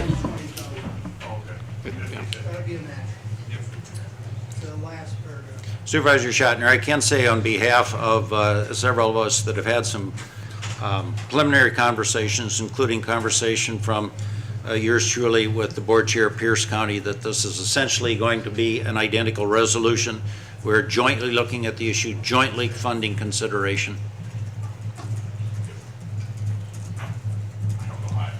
Any further discussion or consideration? Comments, questions, concerns? This comes to us from a motion by Supervisor Malik, second by Supervisor Kiesler. Are you prepared to record the vote?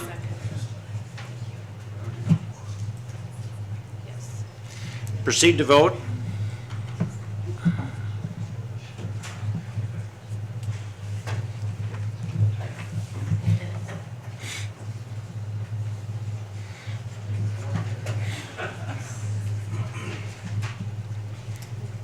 And the resolution is passed 16-1. Agenda item number 4 is a resolution establishing the county administrator's pay for performance goals for the time period 1 July through 30 June. This is found in your board packet at page number 83. This resolution comes to us from the Administration Committee. Is there a motion? Motion from Committee Chair Peterson, second from Supervisor Ring. Discussion. Supervisor Peterson. I have 21 pages, no, just kidding. It's 22. Just to remind the board that back in January, February, we talked about getting input on the goals for the coming year. Supervisor Peterson, would you get your microphone on, please? And we established a cutoff date for input from committee chairs of May 17th. On Wednesday, May 1st, I spoke with Board Chair Stanifer and said that I had not heard at that point from anybody so far, and at my request, Chair Stanifer put out a reminder to all the committee chairs at that time. After that point, I did receive input from Roger Larson with concerns on not getting caught with shorthanded on projects, building deterioration and so forth, and also stated that there was one individual that had some concerns about morale, employee morale, just one individual. And I brought that to the attention of my committee at our meeting on the 21st so that was evaluated and talked about. The only other input that I got was from the Transportation Committee. However, they had the misfortune of getting that to me 2 days or a day after our meeting and 5 days, I believe, after the deadline. So with that, we did have our meeting, Pat. I think you did have some indication of what the concerns of transportation were, and I'll let you address that. Yeah, I think that the four recommendations of the Transportation Committee are reflected within the three goals: the 5-year capital improvement plan, a countywide space needs facility plan, which is part of a capital improvement plan, recommendations to the board regarding intergovernmental cooperation opportunities, regionalization. I think that's reflected in number 2. And then finally, an analysis of highway department distribution of operational workload. If you look in the third goal, at the very last sentence under, let's see, under measurable, I believe it's the measurable column. Anyway, it says conduct targeted department management structure analysis. And that's a fancy way of saying that we're going to look at the operational workloads in the highway department along with some other departments. So I believe that although the transportation goals came in beyond the deadline, I believe they're all reflected in here.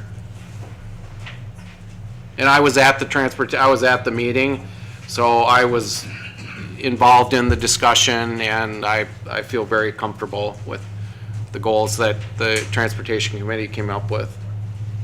Supervisor Peavy. Yeah, I just like to reiterate what Pat said. Yeah, he was at the committee, and the goals we set are incorporated in the goals on the resolution, so. Any other discussion or consideration? Supervisor Schottner? Is it, as far as what is put on the sheet, is it possible to make changes to it? Can we suggest a amendment to like part of the SMART goals? An amendment would be in order, dependent upon whether or not the board is going to be agreeable to your amendment. Oh, but- yes. No, I would like to make an amendment. I have a thing, but I would like to make an amendment to your number 3, implementation to leadership development program for county department heads and supervisors. And it is primarily with the under the A for SMART, each department head has completed a self-assessment. I don't think that's stringent enough. I would like to change that to every department head completes a 360 assessment, leadership assessment. That would also make it so you, them, and their staff, it's an all-encompassing leadership assessment that gives you a baseline to go from, instead of just a self-assessment that can be finished in a half an hour. Supervisor Chair is confused as to the specific language of your proposed amendment. I would like to change self-assessment to 360 leadership assessment.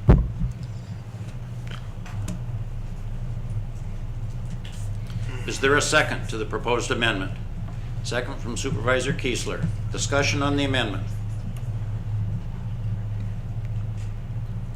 Hearing no discussion, I believe you're prepared to vote on the amendment.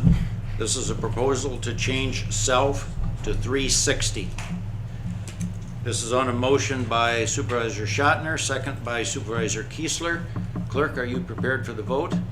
Can we hear from Pat on that? I don't know, do you wanna? It's kinda late. I'm okay with that. We've talked about it, doing that.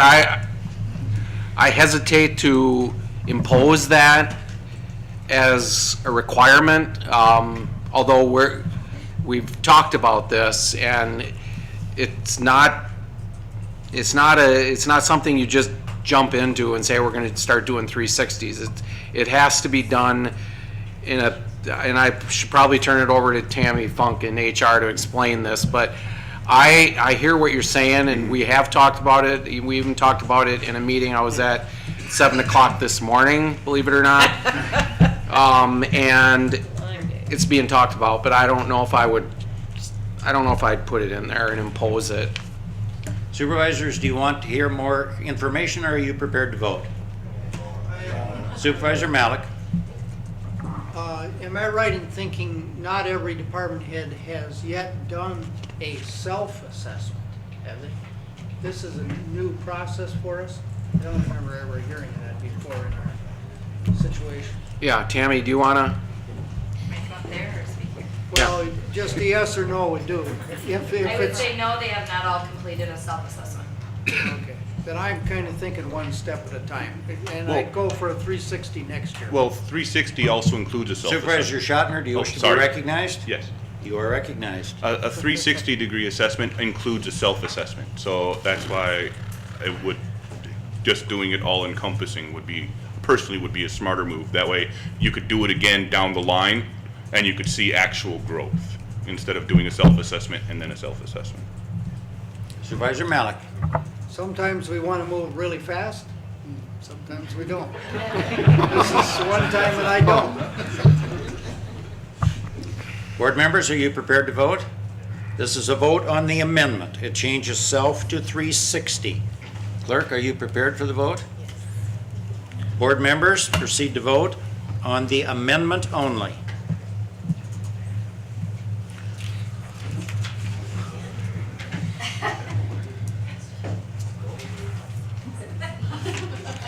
And the amendment fails. We are back to the main motion. This is on a motion from Supervisor Peterson, second by Supervisor Ring, which is the adoption of the resolution establishing the SMART goals. Any further discussion on the main motion? Seeing none, I believe you're prepared to vote. Just one moment. Madam Clerk, are you prepared to accept the vote? You are? Proceed to vote on the resolution that is unamended.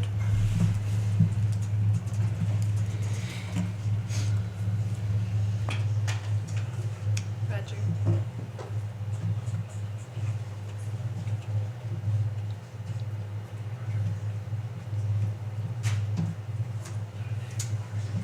And the resolution is adopted. That completes our business agenda. Madam Clerk, do you have any reports of correspondence or any rezoning requests? I do not. Thank you.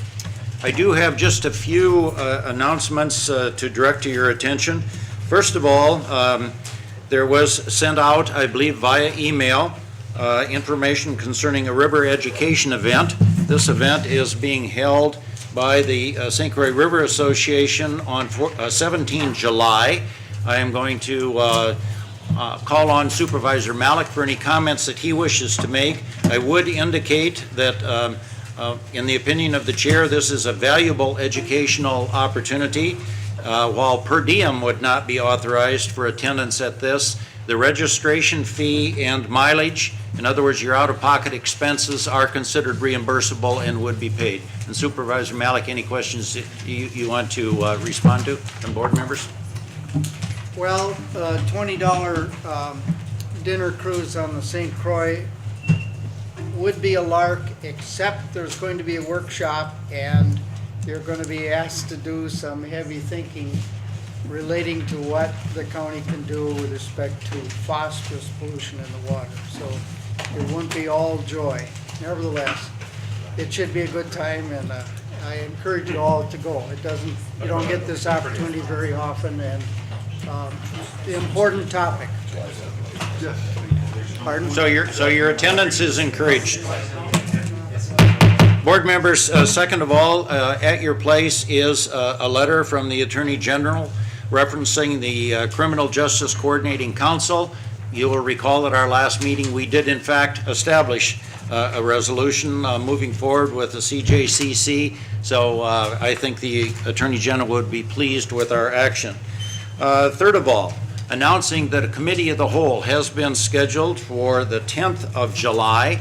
We do not have a board meeting, a legislative meeting in July, but there are some issues that we're going to need to deal with in some depth, and so I would urge your attendance. That'll be a 9 a.m. meeting on the 10th of July. Get that onto your calendars. Finally, I would urge your consideration of the WCA conference. The deadline is fast approaching for the first-time supervisors that would be interested in going. Understand that that is a free registration to the county, so if you're planning to go, get that information to Cindy so she can get it in. I'd hate to have you decide at the last minute to go and we still have to pay for you, because right now WCA will pick that up. But we have reserved a block of rooms. I really urge your consideration and attendance, not only new supervisors, but also old supervisors. Scratch the word old. Veteran supervisors. I think this is a valuable networking and educational opportunity, and I would urge consideration of your attendance. And with that, board members, I appreciate your patience. This has been one of the longer meetings we've had for some time, but I appreciate your consideration and your patience, and at the end of the evening, I think we did good work. So thank you, and we're adjourned.